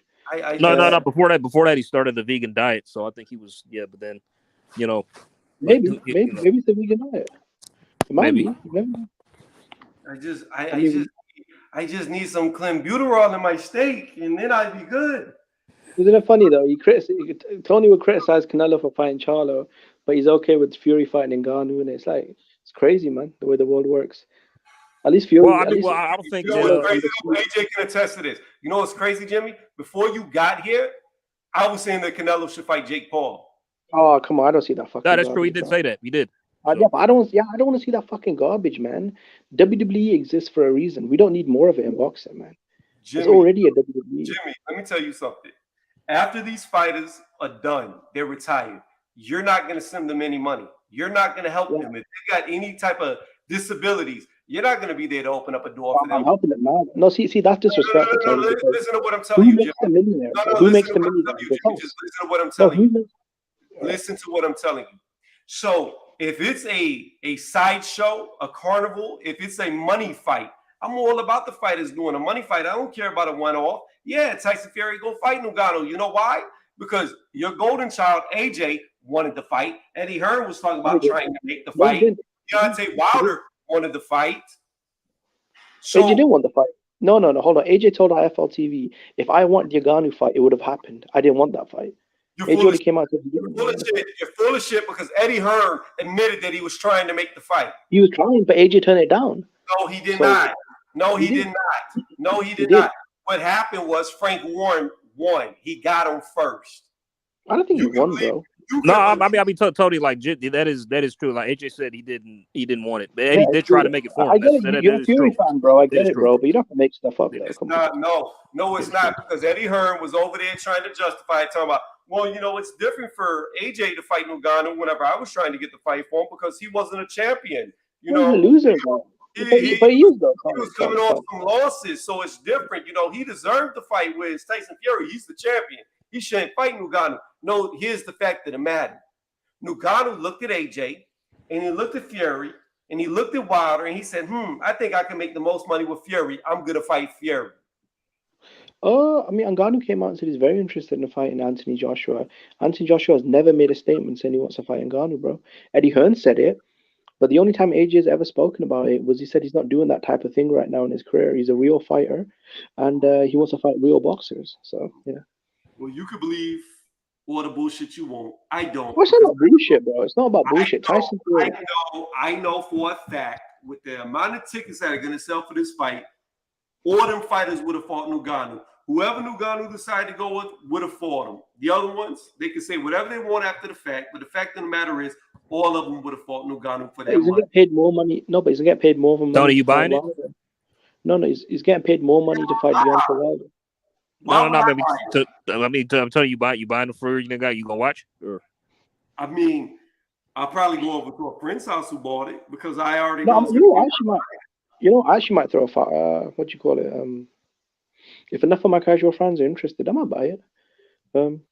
Throw a bit of a house party, some pizzas, some hot wings. I mean, I already know what the result is going to be, so Yeah, I mean, I look at it like this: if Deontay Wilder couldn't knock out Tyson Fury, there's no way Ngannou is going to be able to. No. I'm happy for Ngannou, not so much Fury because he's been making easy paydays for a while. 35 for Whyte, 28 for Chisora. I mean, come on, the guy's okay, man. He's not hurting for $1, is he? A guy like Ngannou, I feel like he hasn't made a lot of money, so I'm cool to see him. Ngannou will make more in this one fight than he made in his entire MMA career. Yeah, combined, yeah, probably. That's true.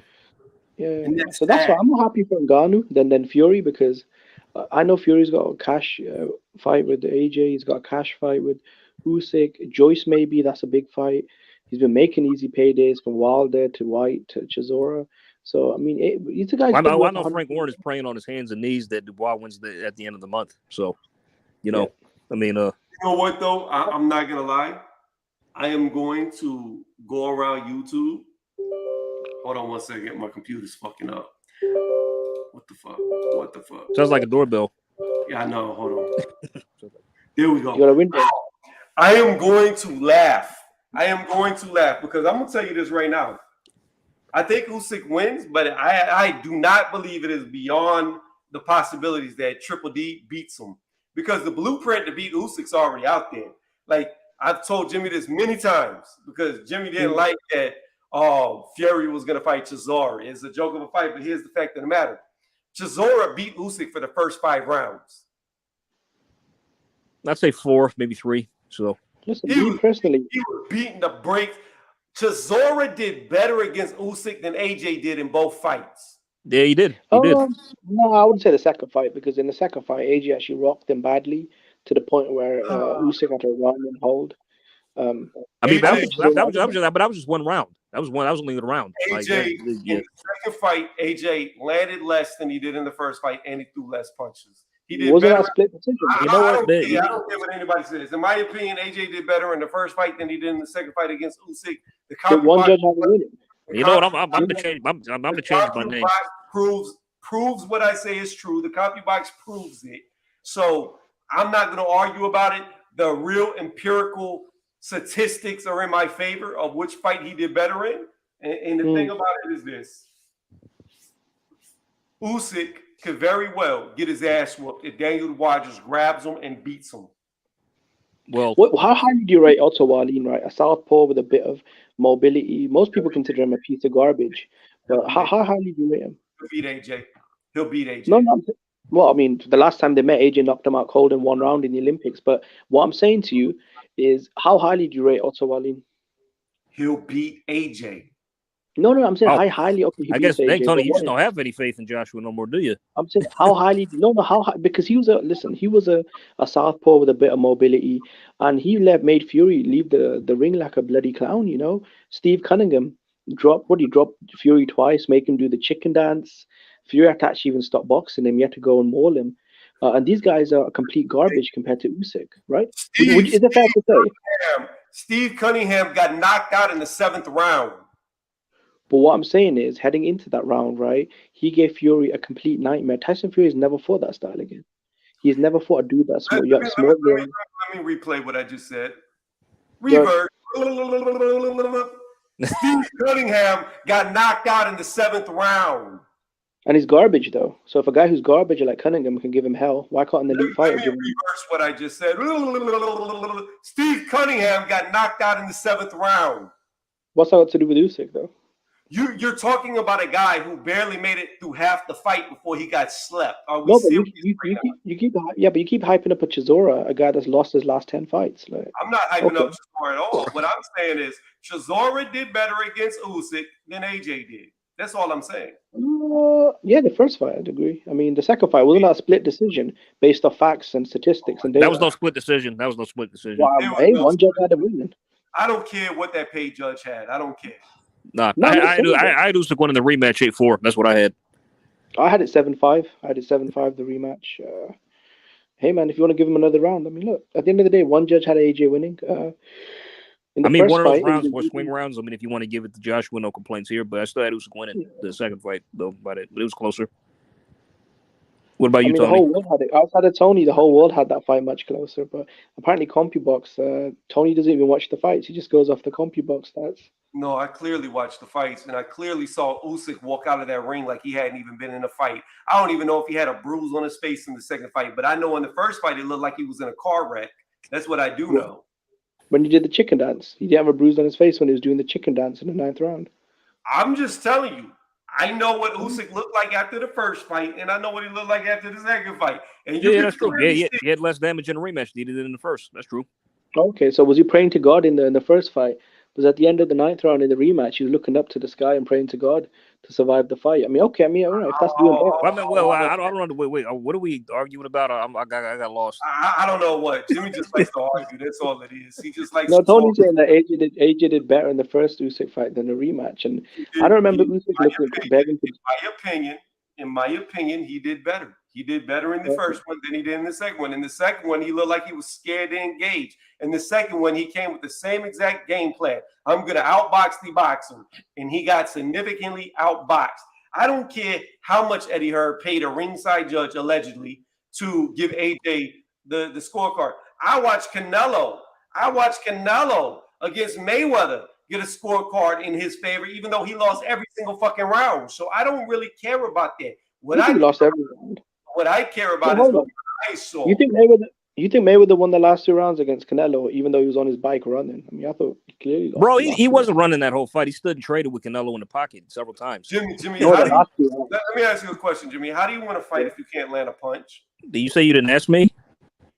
No. I said I didn't ask you about the first. I said the last 2 rounds. I asked you. The last. No, but literally almost every round he won though. I mean, like just literally. I mean, he scored Canelo. I had an 8-4. One judge had a draw. Oh, okay. I thought I was. Look, man. At the end of the day, Canelo was weight drained. He was, he was a young kid, man. It happens, bro. He lost an all-time great. Hey, Canelo agreed to the catch weight. He's a big boy. Yeah, he did, bro, and that's why he lost the fight. But hey, man, one judge had a draw. It is what it is, bro. That was no draw. Let me show you how biased Jimmy is, right? Because I just wanted to look it up. In the last 3 rounds, okay, we're going to start at round 10. Mayweather landed 26 punches to Canelo's 9. In the 11th round, Mayweather landed 17 punches to Canelo's 9. In the 12th round, Mayweather landed 15 punches to Canelo's 9. Canelo got outlanded in all 12 rounds. Yeah, but that's not useful. No, listen. The reason why you can't use CompuBox to judge fights is because judges don't use CompuBox to judge fights. No. The judges don't. We all have eyes. I just told you Canelo lost every single round of the fight off my eye. I just went to CompuBox. No. But even the judges. Pause, Jimmy. I just went to CompuBox because you stated that Canelo won the last 2 rounds. I just wanted to see what the empirical data said. I think all 3 judges had him winning the last 2 rounds. But okay. I'm pretty sure all 3 judges. I mean, the ones that gave it to Mayweather only gave it to him by 8-4. He almost got outlanded by double the amount of punches, but he won the last 2 rounds, right?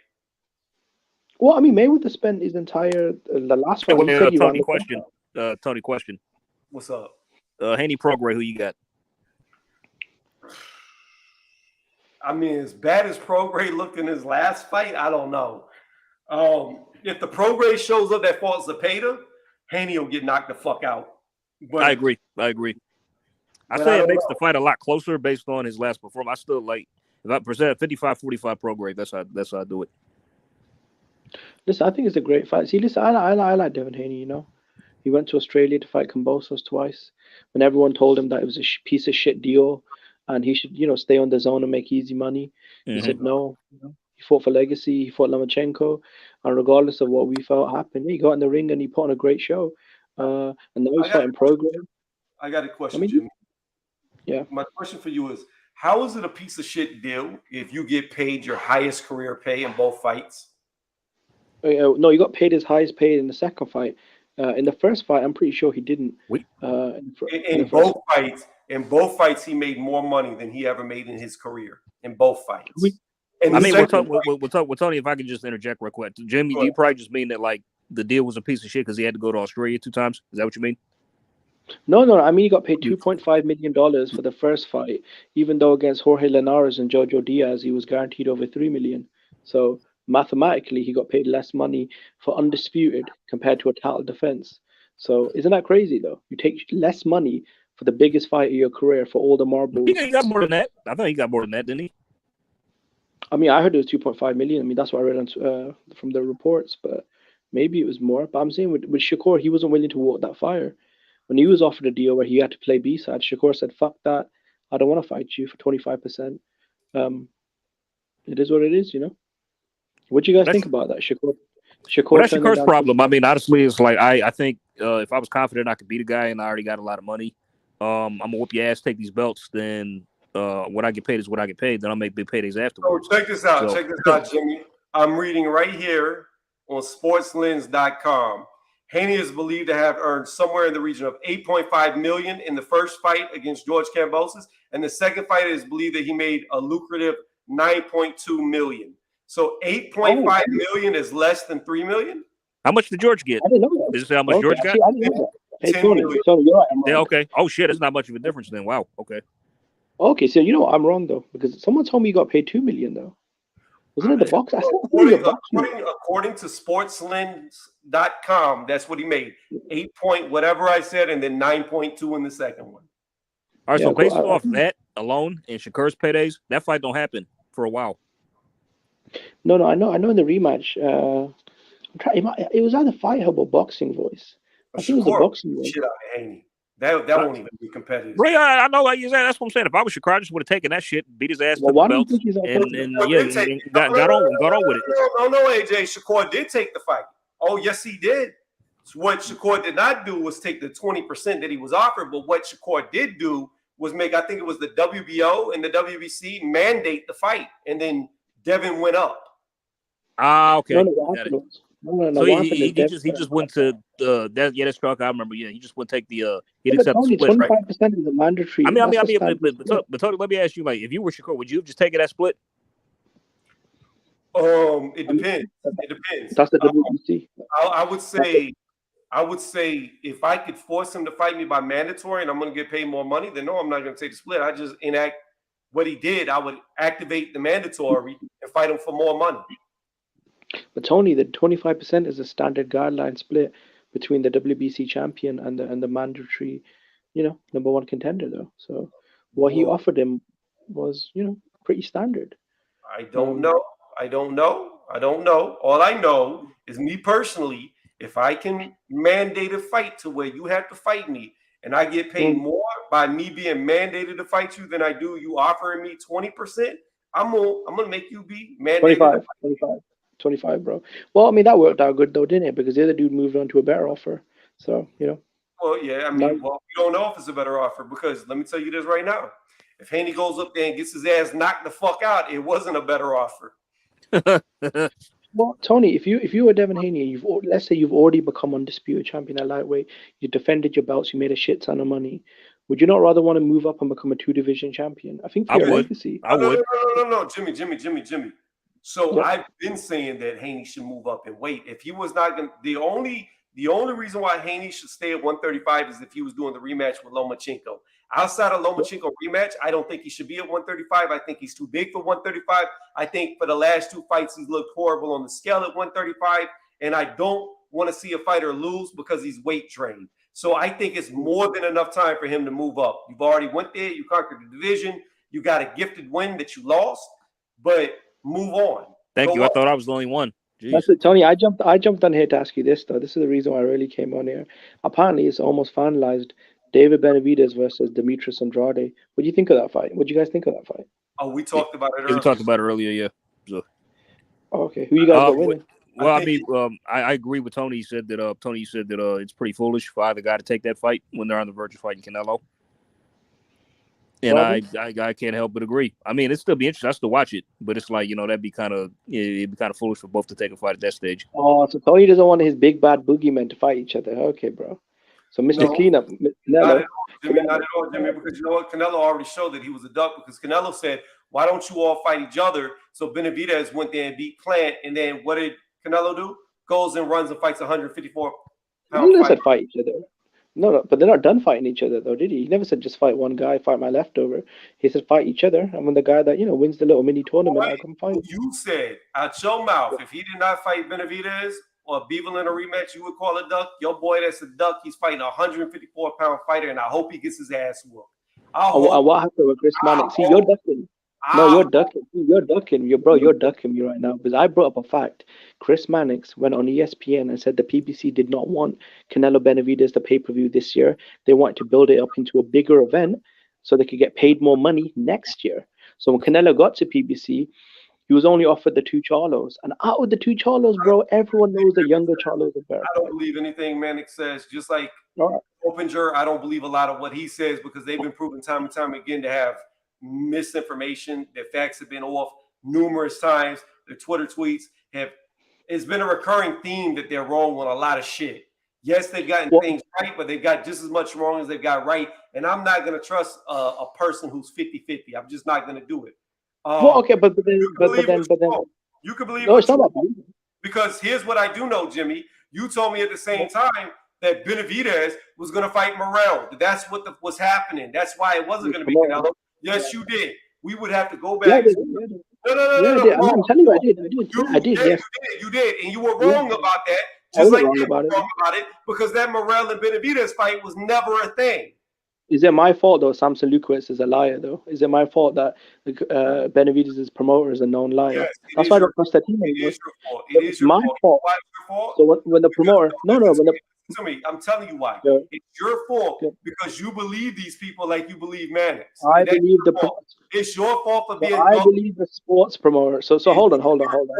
I shouldn't believe. Well, what do you mean gullible? It's the man's promoter, for God's sake. He's literally in charge of his career. What are you talking about, Tony? This man is literally in charge of David Benavidez' career. It's the man's promoter. I'm telling you, that fight was never going to happen. Whenever that fight was going to happen, Morrell said he did not want to fight Benavidez. And I don't know. He's out here calling him a chicken and a bitch. I don't know about that, man. On Twitter.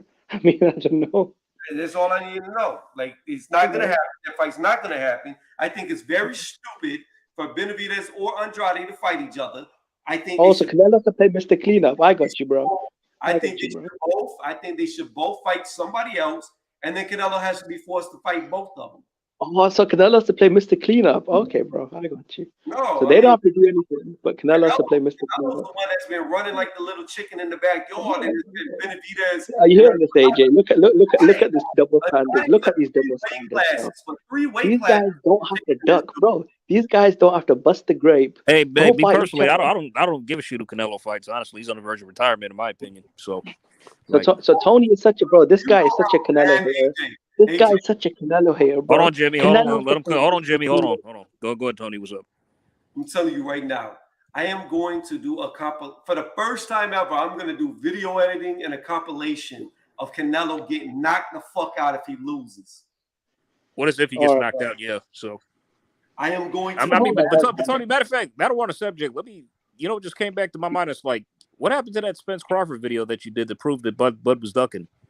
Oh. So, check this out.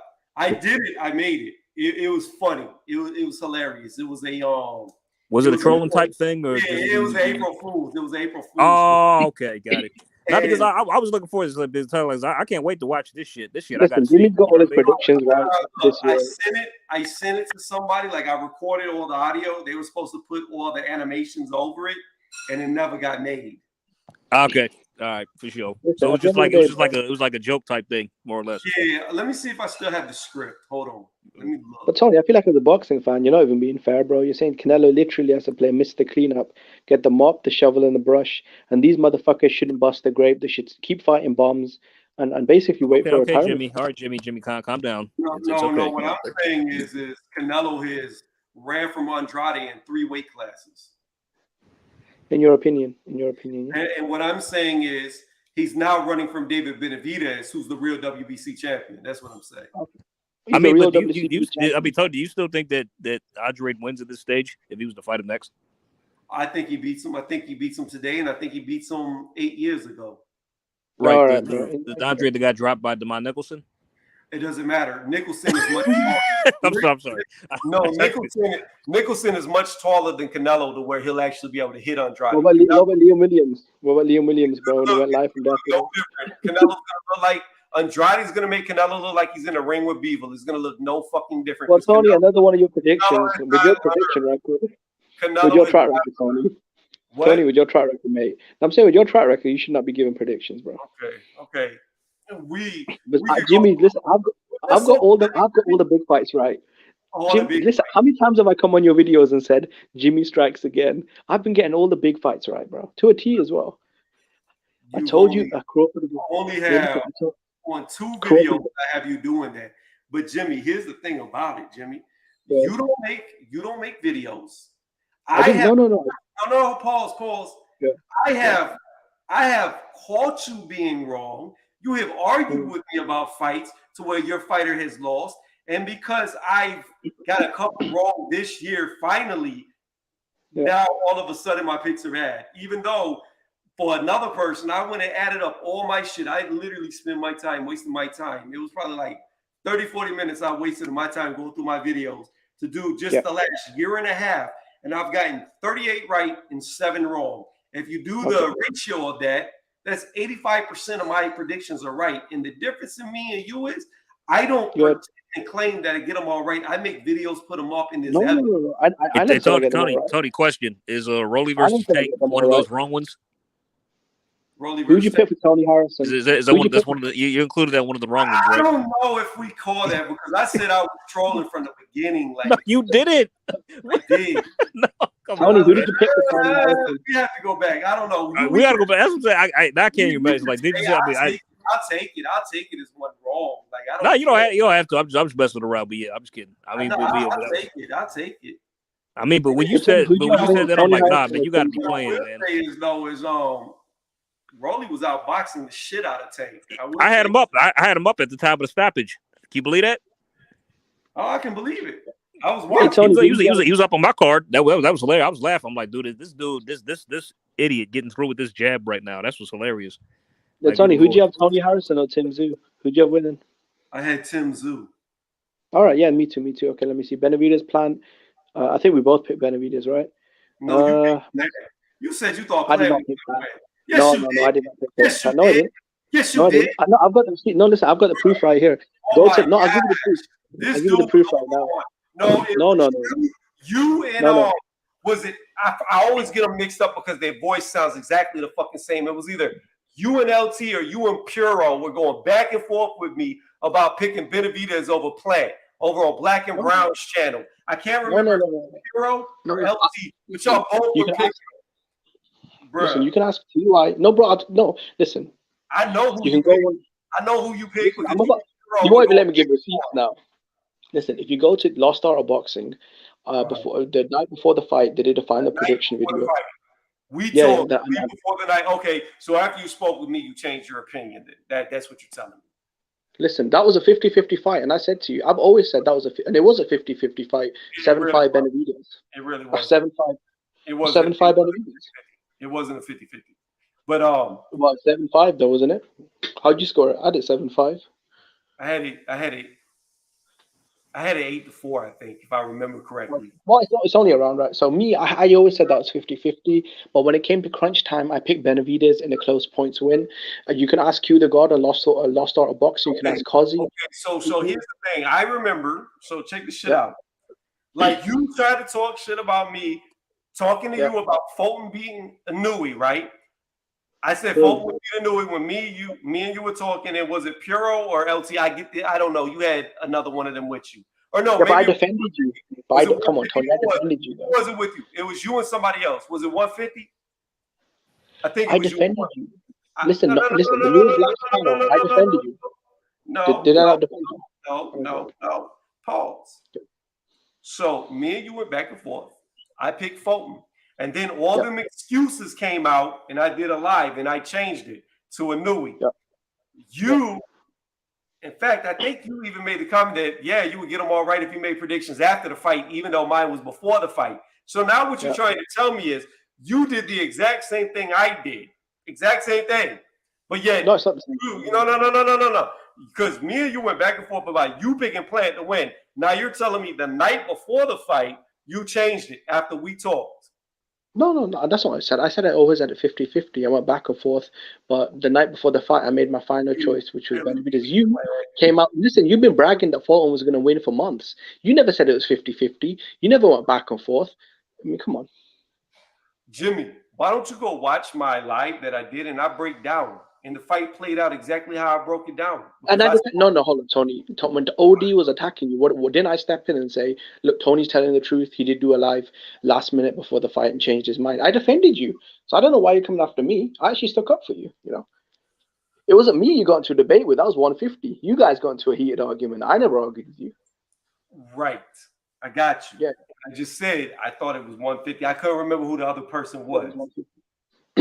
No, you and 150 got into a yelling match with No. There was no yelling match. He put me backstage because people who have no power in real life, they get something, they think they're doing something. No, but you have to decide with 150. He doesn't yell. So and AJ, you were AJ, do you know who 150 is?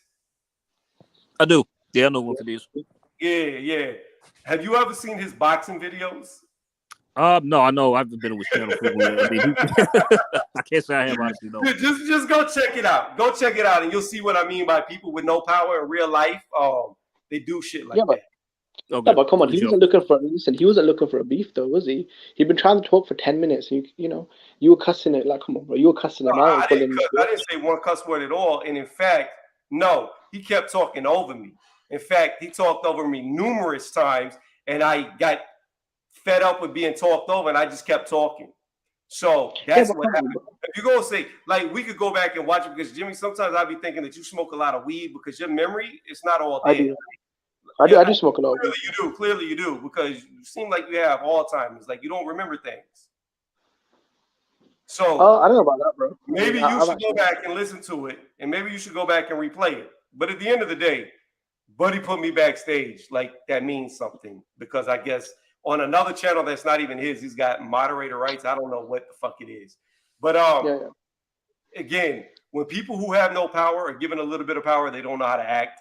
And all you Tony, go, AJ, he told you to be quiet. Jimmy, stop talking over me, please. Just go watch his boxing videos, and you'll understand what I mean. I think I talked to that dude. I think I've talked to him before. I got along with him in the past. No, Tony, listen, me, bro. Like, I gotta be honest. I did back you up. I said, look, man, OD was roasting you about your prediction, calling you a liar. Did I not stay in and say, no, Tony did make a video. He's telling the truth. It was last minute, but he changed his mind. So, No. You did eventually. But I had to go give the link, drop the link in the private chat for you to go look at it, because you was right there riding with them at first. So, bro, we had a 2-hour conversation about how Fulton was going to win. Right. And I was trying to explain to you, but you didn't want to listen. Just like right now you're in the same situation where you changed your pick actually the night of the fight. I did it a whole day before, not a night before, not a few moments before, but over 24 hours before I changed the pick because of everything that was going on with the excuses. No, I never had a problem with that. Etc. Yeah, but I don't have a problem with that. As long as it's, I'd say probably at least 10 minutes before the fight starts. As long as it's before the fight, yeah. I have no problem with that, We're not having a problem. But at the end of the day. No, some people do. See, Johnny Boy had a problem with you doing that. I didn't. So. But here's the thing, Jimmy, if I make a prediction, right? For instance, let me give you a prime example. For years, I had picked Dillian Whyte to beat Tyson Fury, right? And you weren't on my channel, but I did a live. No, you weren't on when I did this live.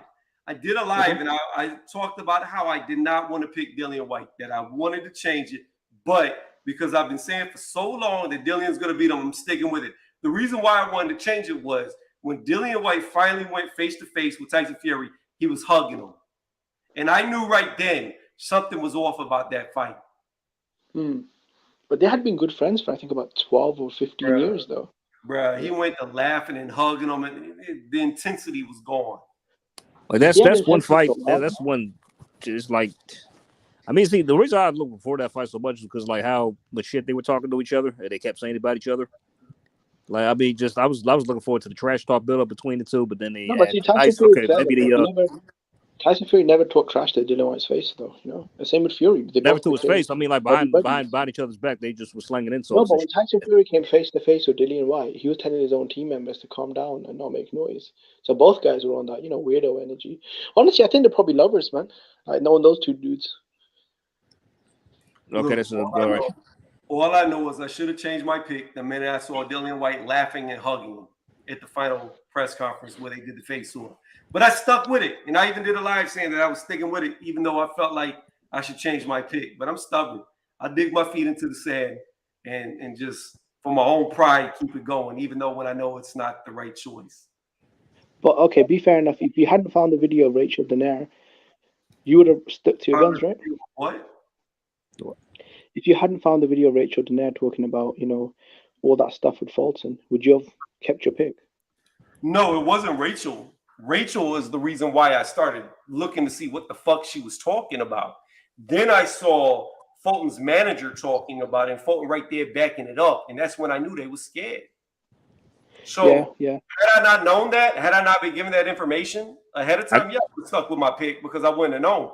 But I got that pick right. Picked Inoue to stop him. So yeah. The minute that I saw the fear in Fulton's eye, I knew the fight was already lost. I know, but Tony, even before that, I was picking Tony. I was picking Inoue to win by stoppage.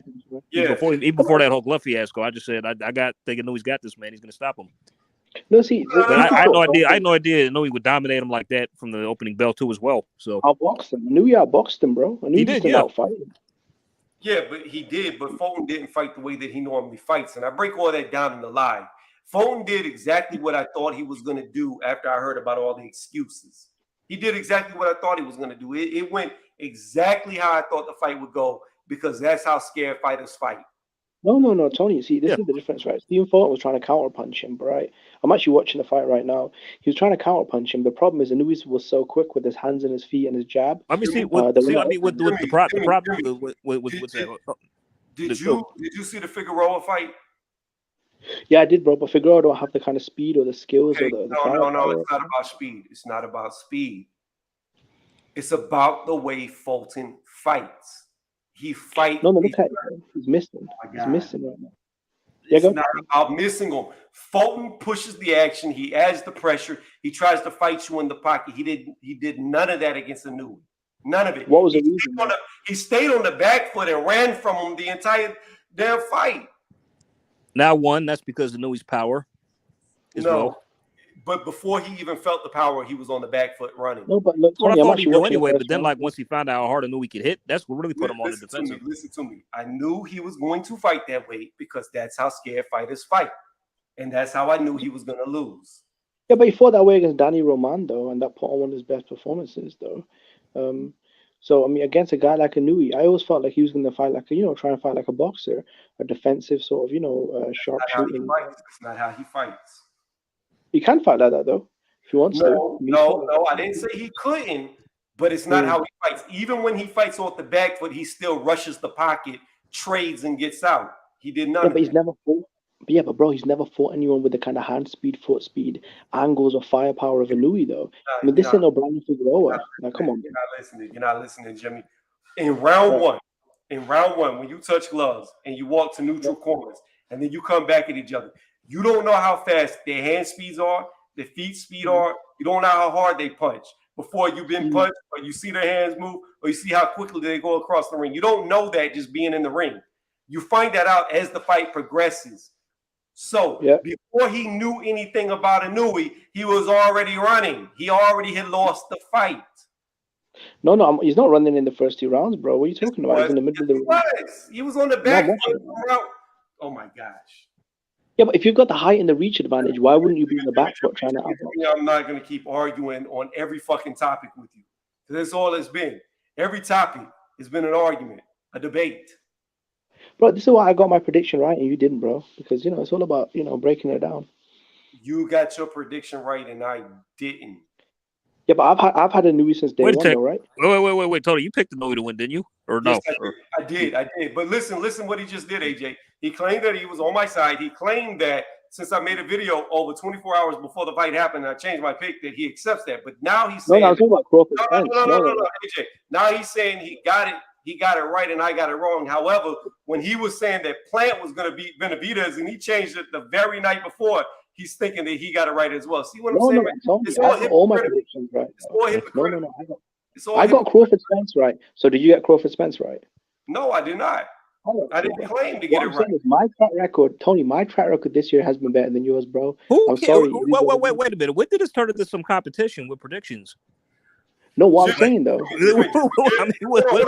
Pause, AJ. We can make this a competition, Jimmy. If you really want to look foolish and stupid, okay? If you really want to look foolish and stupid, we'll do every fucking fight. Every fight we'll do. And you can make your picks, put up your videos, and I'll put up my videos of every pick. And I guarantee you by the end of this year, come December, in 5 months, you will be looking dumb. Sounds good to me. It depends what big fights I'm not just talking about AJ versus Hellenius, who you know is going to win. Because everybody right. Yeah, no, but I picked 50-50 fights and broke them down to a T. When I picked Inoue fights, you pick favorites. No. When I picked Inoue, No, that was not a 50-50 fight. Nobody had that a 50-50 fight. If you like to go by the betting odds, Anui was highly favored going into that fight. Yeah, he was a favorite, but a lot of panels I went on to, the boxing world was split. I mean, you had KO Boxing's panel, 90% of the dudes, 90% of the guys. He doesn't even follow his own metric. No. What do you mean my own metric? I said 90% of the guys I spoke to on Twitter and YouTube had, they were Americans though, so maybe that was a bias. They had Fulton winning. And I broke it down to them and I explained to them the same way I explained to you. He's going to outbox him, outfight him, and stop him. And that's what happened. Even when you fought, see, nothing about my prediction changed though, right? So. Anyway, it made me laugh because they made a big deal about the gloves before the fight, and I know he still knocked him out. So, you know. Bro, okay. When I told you Crawford was going to destroy Errol Spence, outbox him, outpunch everything, they were on different levels. We saw what happened, bro. You know. Yeah. Okay. You got that right, but even that fight wasn't a 50-50 fight. I mean, nothing is 50-50. There's always a slight. No, Jimmy. You got to understand. Errol Spence was a heavy underdog going into that fight. See, here's the thing about it, and people like you make me laugh. Y'all make me laugh a lot because what you do is you pick the popular pick every time. You might pick a underdog. Hold on, you might pick an underdog 0.000000001% of the time. To upset them. Hey, listen, I picked Lopez to beat Josh Taylor. You were wrong. You were wrong on that, right? The favorite. Okay. 99.9% of the time. Look. Even God doesn't even believe you. God kicks you off the fucking stream because of the bullshit that was coming out your mouth. What I'm trying to say to you, bro. The difference, Jimmy, the difference in me and you is who did you pick in Lopez and Taylor? No, listen, Jimmy. The difference here is I don't pick favorites. I don't go off of favorites. Teofimo the favorite. Teofimo the favorite. Pause. No, good. Yes, he actually he was a strong favorite because of how because of how bad Josh Taylor looked. Bro, he was not the favorite, bro. He was the underdog. Come on. Nobody believed Josh Taylor beat Catterall. Nobody. That's true. And most people thought Sando Martin beat Teofimo Lopez, and you know, Cambosos was beat up. You know. Okay, so again, let me do this. Let me go back. You pick the favorites, okay? That's what no. I didn't listen to you. You're lying. You're lying though. Pause. Was Josh Taylor the favorite? Was Josh Taylor the favorite? Pause. Good. The majority of your picks are favorites. The majority of them. The difference in me and you and a lot of people are this. I'll pick underdogs, okay? Now, while I may get an underdog pick wrong, okay, I do. I have picked wrong. We all pick wrong. But the difference here is I get 80 to 90% of the underdog picks right damn near every time I pick them. That's the difference. No, what I'm saying to you, mate, is 90% of boxing matches are scheduled mismatches. So there's not really that many underdogs that are alive, though, right? I would disagree with that. Okay, so who did you pick out of Josh Taylor and Teofimo Lopez? Because everyone knows who I picked. I believe I went with Teo because of all the injuries. Are you sure? I don't know. I would have to go back. I think because you told me. Listen. You told me a matchup. No. Me and you talked about this where I said I wasn't sure who I was going to pick, and then you started breaking down that he had like 3 different injuries. You told me he had like a knee injury, a shoulder injury, and another injury before going into that fight. Oh, so I educate. Okay, bro, I got you. So I changed him. Okay, bro. So look, I saved you there, bro. No. Saved you there, bro. See, here's the difference, Jimmy. Here's the difference. Yes. Okay, I don't lie, and I don't sugarcoat, and I don't hide. So if somebody tells me things that I don't know because I don't live in the UK, okay, and then I actually, unlike some people, have a job and I don't live 24/7 on forums and boxing pages, okay? Mm-hmm. So if somebody tells me that this dude has been hurt here, and I know that and I learned that, I'm not going to hide where I heard it from. Why would I do that? Because the difference is it sounds like you're trying to, I don't know. You're trying to build yourself or get something from this. Like I don't. No. It's not that. You said to me. You know what it is. You know what it is, Jimmy. To me, you sound like somebody who's unsure of themselves, and you're trying to prove yourself, and you're trying to prove yourself, and you're overdoing it. So it seems like you have no confidence in yourself. See, when you have confidence, hold on, Jimmy. When you have confidence in yourself, you can admit if you were wrong. You can admit when you were right, and you don't boast about all the times that you've been right, even though you could slaughter people on all the times you've been right. You don't have to boast about it because you have confidence. No, but so Tony, so someone questions your credibility, right, or your boxing knowledge, and then you tell that person, well, my track record is 3 times stronger than yours. I don't see how the boasting comes in. You've been trying to boast this whole time. No, AJ, no, what I'm saying. AJ. Jimmy, you literally just said like, "Well, I got more of my predictions right than yours." So, well, I mean, look, bro. I mean, the receipts are what they are, though. Listen, like, who cares? Is it not true? Like, but the thing about it is, AJ, we already know you can't even take his word for it because I have called fights on him, talk with him about it, where he has clearly picked the wrong person, but he'll still say, that's a lie. I just gave you receipts. No, you're lying. I always said Benavidez' plan was 50-50. No, I always said Benavidez' plan was 50-50, and at the end, I thought the PBC judges would do Benavidez a favor, which they did. Wait, fellas, I gotta dip. I gotta get ready for work. All right, I'm waiting to screen you, AJ. Yeah, you told Tony's been real, man. All right, Jimmy. Y'all take care. All right, listen, Jimmy, Tony, if you want to make money, all right, bro. If you want to make money off sports betting, bro. No, I'm saying if you want to make money off sports betting, and I've made. I can't. I'm saying if you want to make. No. Listen to me. I cannot make money off of sports betting because in my state I can't bet on sports. But why is it allowed? Wait, hold on. I thought gambling was legal in Vegas. I don't live in Vegas. Okay, bro. All I was gonna say was Jimmy has made nearly $1,000 of sports betting.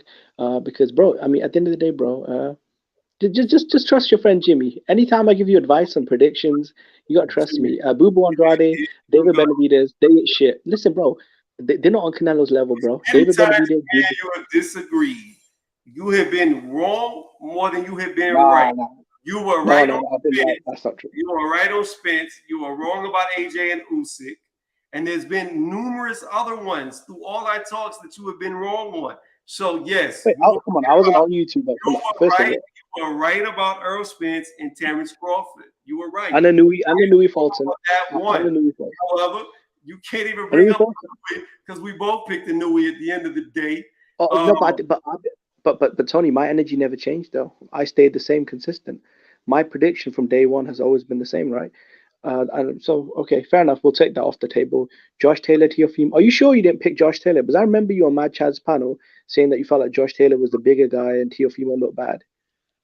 Yeah, but I also said that I felt like Josh Taylor looked bad because he clearly got completely outclassed by Josh Catterall. He's been very inactive because while Teo looked bad, your boy Josh just sat around and did nothing. He did nothing. So, and then but you said you picked Dillian Whyte. No. Listen, I remember you brought up all the injuries that he had, and I'm pretty sure I don't remember exactly, but I'm pretty sure that I said I thought Teo was going to take it due to the inactivity. Yeah, but Tony, what I'm saying is you said you picked Tyson Fury versus Dillian Whyte, and everyone knows I picked Fury to beat Dillian Whyte. Everyone knows that, right? I picked Fury to beat Dillian Whyte. With AJ and who'd you say, Usyk? Yeah. Was I even on YouTube? I've only been on YouTube for about a year, so was I even on YouTube after this fall? You was over there on Lady Chan's channel. You were right there with them. Yes, you were on YouTube. Bro, and you picked AJ. So I don't know why you're trying to hide it. You know. I don't remember that you thought AJ was going to win. I probably did though at that time. I thought AJ was too big and strong, and but I always said that Usyk was the most dangerous style for AJ because AJ struggles with short guys who can move like Andy Ruiz. I gotta eat dinner and I gotta go to bed. But here's what I'm gonna say: at least you have finally admitted that you got one wrong because when you not this year though, you got none. No, but this year I haven't. No, Tony. This year. We were literally supposed to talk about who AJ was going to fight, who was his best choice, and this just went all left. Like we are so far from what the topic of this video was supposed to be. It was fun talking with you though. That's all good, bro. It's much respect, bro. Much respect, Tony. And whenever you do a stream, come back to Black and Brown. No, the next time you see a stream on Black and Brown's bounce on, bro. We can talk boxing. We can cook. I'm not gonna go over there. Why would I go over there? Why, man? You go in there all the time. Hold on. Here's the thing about it, Jimmy. I'm not gonna go on a panel to where somebody can put me against backstage, period. Like, if you put me backstage, I rinse my hands with you. Because No, but somebody, Black and Brown did do it. hold on, pause. Somebody can come on my channel and argue with me all day, and I'm not gonna put them backstage. We gonna go until we're done, and I'm not gonna put you backstage. Why? Because I'm not 110 pounds in real life. I'm not 5'2" in real life, and I actually know how to. Well, you can watch the videos. I ain't even gotta. No, bro. But Black didn't kick you off though, did he? No, he No, did. but I'm saying Here's the thing. He didn't kick me off, but he allows people to control his panel that can. Therefore, I won't. he wasn't even there. No, but what I'm saying, Black wasn't even there though, was he? So. But why would I? The point is still eluding you. I don't understand how simple concepts go over your head. I got you, bro, because 150 can control the admin that you don't want to. I got you, bro. But you know what? It's good chopping up with you, bro. You will one day bow to Canelo. Listen, Andrade and Benavidez, bro. Look, I like the fight, bro, but you don't want the fight, so yeah. No, I want them both to fight Canelo because I would love it. I would love it if Andrade retired Canelo because it's just been all these years. All these years. He's been ducking him. He's been ducking him. But be honest, though. Benavidez versus Bubu Andrade is one of the best fights in the sport, right? I don't want to see it. Oh, come on, bro. Do you hate Canelo that much?